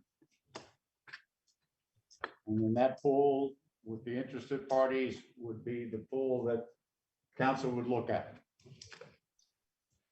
And Mr. McGinley, if I could just expound on that a little, and if we contact those folks that actually applied and they're not interested, then I think it's, then we need to take the next step right away to make sure that we do an advertisement or whatever way we did to get the other people to apply, to get more people to apply. I'm hoping, Mr. Griffith, that we don't have to go to that step, but if that's the case, we'll have to do it. But let's see if we can work with what was the group at that point in time. Right. Okay. Everybody okay with that? Very good. We're going back to division reports, Ms. Crocomo. Yes, I'll entertain questions. We've been at this for a long time, and I know Councilman Griffith has some questions. Well, questions for Ms. Crocomo. Thank you, Mr. McGinley. The only question that I have is I'm very much concerned about the overtime at the prison. We're at 1.8 million with an M dollars in overtime, which is 59% over budget currently. Now we're not finished with the year yet. I understand there's some corrections officers that are making 6 digits over there. That's a lot of money. That hits our retirement fund. It has ramifications throughout the entire county budget, ramifications through our expenses, benefits, and everything else that goes along the way. That's all tied into that number. Somewhere along the line, and I know we had this conversation, council did, I remember Mr. McGinley specifically a couple of years ago having that conversation with the warden about how are we going to get a handle on the overtime. And apparently we don't have a handle on it because we're 59% over budget. So at some point, and I know next year's budget, only, I don't think it was increased by much. So are we going to constantly, is the solution to hire more corrections officers to reduce the amount of overtime? Is the answer to make sure that certain people don't get preferential treatment to take time off, and therefore we force corrections officers to work doubles and triple shifts, and that's why we're ending up with the overtime? I don't really know the answer to that question, but clearly I think this is a manager issue that needs to be addressed sooner rather than later. This is ongoing. Every year we're like constantly behind the 8 ball on this expense for overtime. And again, it directly affects our retirement fund. And that's a huge department. That budget is almost, well, it's 30 million. So, you know, when we allow this overtime budget to get out of control like this, it has a drastic effect across the board for all departments. So I just want to get an explanation as to why this budget is 59% over budget. Ramilda, I can answer some of the questions if you'd like. Oh, sure, Mark, go ahead, please. Okay. I Well, was the one going to mention FMLA, but I'm sure you will. Go ahead. Well, the first thing that I'd like to address is the fact that Mr. Griffith said that our overtime budget has been over, you know, for many years. That's not an accurate statement. I believe last year we were over during COVID, and this year it has compounded. That would be the first 2 years that we were over budget at the prison. One of the issues that we faced this year absolutely were a difficult time filling vacant positions. I had mentioned that we had hired 15 people in a class and only 5 of them had graduated. We cannot do more than 15 people in a class, and we really can't do more than 4 classes during a year. So that's one of our problems.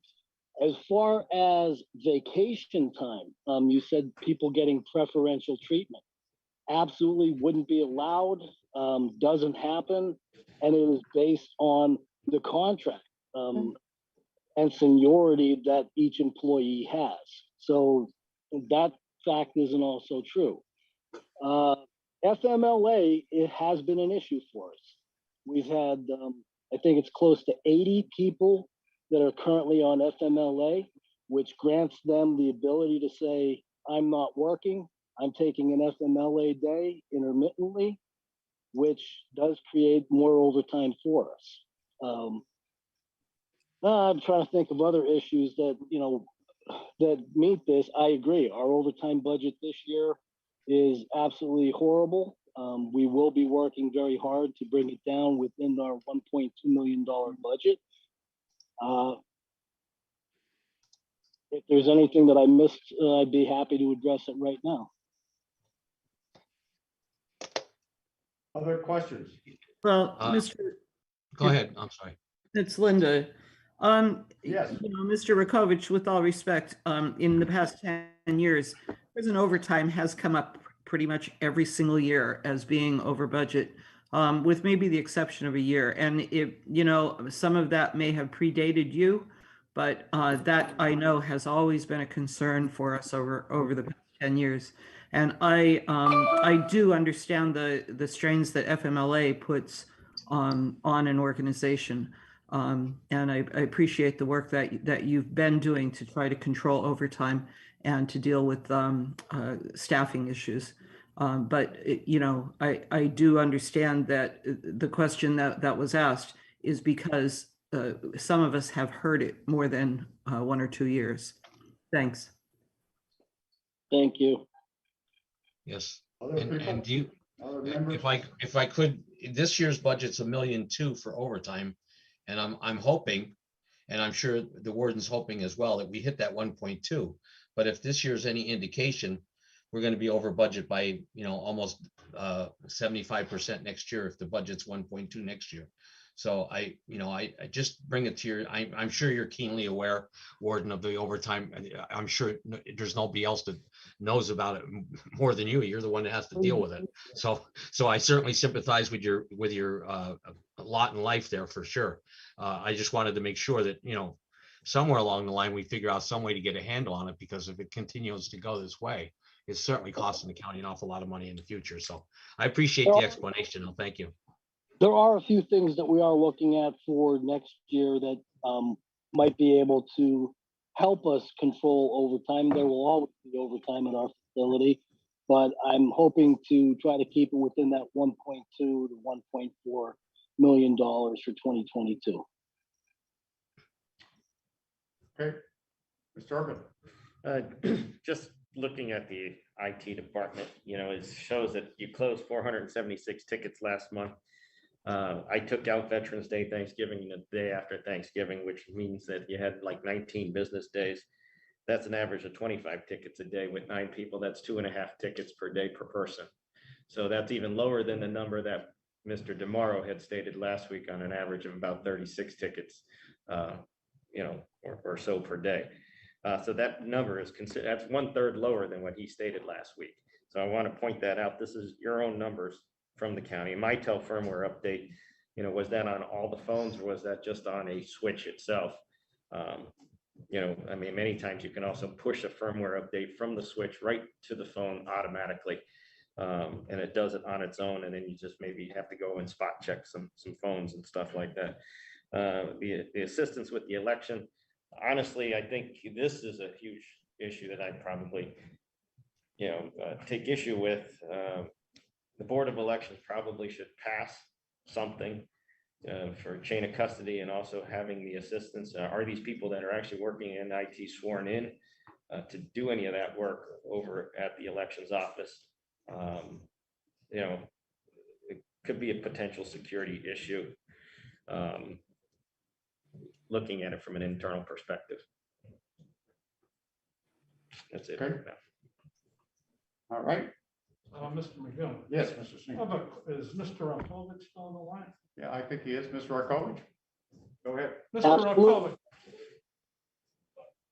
how is your overtime distributed?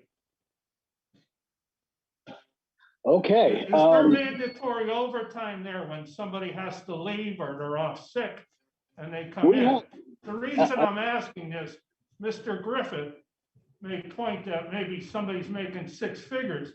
Maybe they're making 6 figures because they're always the one that's staying overtime and the other person's going out the door.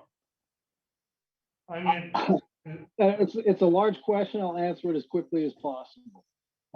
Do we have people that are making $100,000 a year? Yes. Are they probably working 80 hours a week or close to 80 hours a week? The answer would be yes. Well, overtime is based on seniority. So when you're on the shift and there's an overtime that's available for the next shift, you're asked in seniority order if you want to volunteer for overtime. Once we go through the entire list, we'll go to the next shift, days off. And then we come back to, if we can't fill our open overtime spots, we'll come back and mandate employees.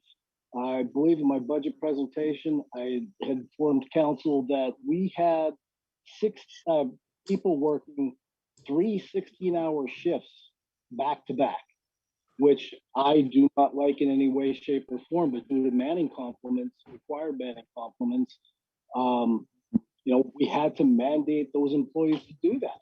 I don't think they're at, the top notch when they've worked 3 16-hour days in a row, and I'd really try to avoid that at any cost. But we have to man with 42 officers per shift. I think somebody said that, is the answer hiring more individuals?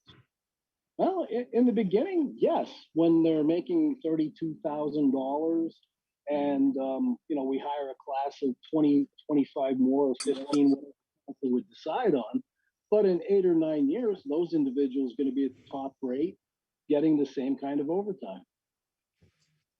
So it's a very difficult balancing act. And like I said, I do have some measures in mind that can help us reduce the overtime going into 2022, particularly if, COVID lifts and people aren't sick and we move forward.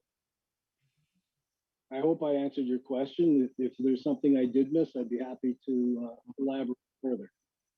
The final one, Mr. Rakovic. We're the ones that are asking the individual to stay, correct, for overtime? Yes, Okay. Well, the So, union. I the just want to union make is- that straight. We're the ones that are asking them to stay. So the people that are staying, and you said those hours, we're the ones that are asking them to stay. And they're staying because they're very good workers. That's what I was looking at. They're dedicated. But that individuals. happened one time down the road, not here, someplace else, where they were criticizing people that were staying overtime and working. And instead of people that were just going out the door all the time, the people, they were looking at the final line of how much is he making, but we're the ones asking him to stay overtime. I mean, like I said, the people that are making $100,000, they pretty much live there. Okay. Mr. McGinn. Mr. McGinn? Yes, Mr. Herbert. Picking up where that, where you left off at that subject, though, like years ago, it was stated that if we hire more COs, that the overtime was going to be reduced, but you just stated that it's offered to this most senior individuals first. So therefore, that kind of negates that argument, because the individual that might be able to work can't work because you're at the top of the list instead of down at the bottom of the list. Now, they come in and well, let me finish my thoughts first, and then you can, speak, and then, so that does negate sort of that thought process, from where I sit. When you're looking at a budget, you're telling me one thing, but then in reality, it's another. And then you stress public safety and CO safety and all this, but working 16 hours is no quality of life. Maybe, with internally, some of the COs may decide that, they're hurting their own by making one of their colleagues work so much because they're out for whatever reason they might be out. But, you seem like you have some challenges over there, and maybe we need to go to an executive session to discuss what alternatives we have in order to rectify that problem over at the prison. And I look forward to any, future discussions, regarding personnel behind closed doors. The only response I would have to that is I did say that it went based on seniority. However, it's a round robin. So if you have an overtime today and you were at the top of seniority, it will start from that point, moving down the list on. Okay. A bigger base of employees with less vacation time, less sick time accrued would help us, as far as reducing the number of overtime. But then you also have we could talk about. Thank you. Members of the public?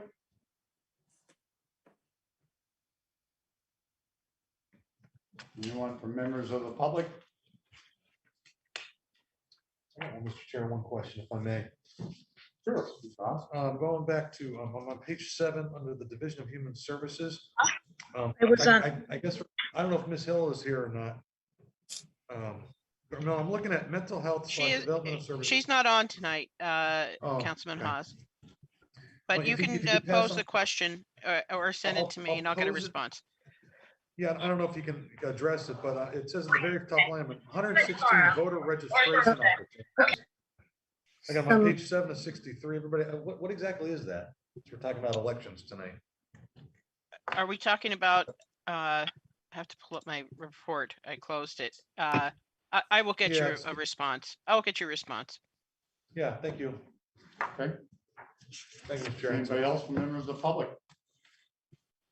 We have a Yes. motion for adjournment. Oh, I'm sorry, Jess Morgan, go ahead. I think. it's Jess Yes, Morgan. thank you for recognizing me. I hope that the acting director is still on, because I looked on the agenda today and I saw where the Election Bureau has suggested that they had a very successful election. And I wonder if anyone would like to speak to the people of Chickashinny, Bear Creek, Plymouth Township, Duryea, Swearsville, Dorrance, or Kingston Township, and ask any of those people there if they thought the election was successful. And I would say absolutely not. That's all I have to say. Thank you. Thank you. All right. Sheila, segment? What? What? Okay. Are you making a motion for adjournment, Sheila? Oh, sure. I'll make a motion for adjournment. I'll second. Second. Leanne. All in favor indicate by saying aye. Aye. Any in opposition, any abstentions? None heard, motion carried. Thank you. Just a reminder, you got some budget amendments from Mr. Swetz's office today. You will see those next week.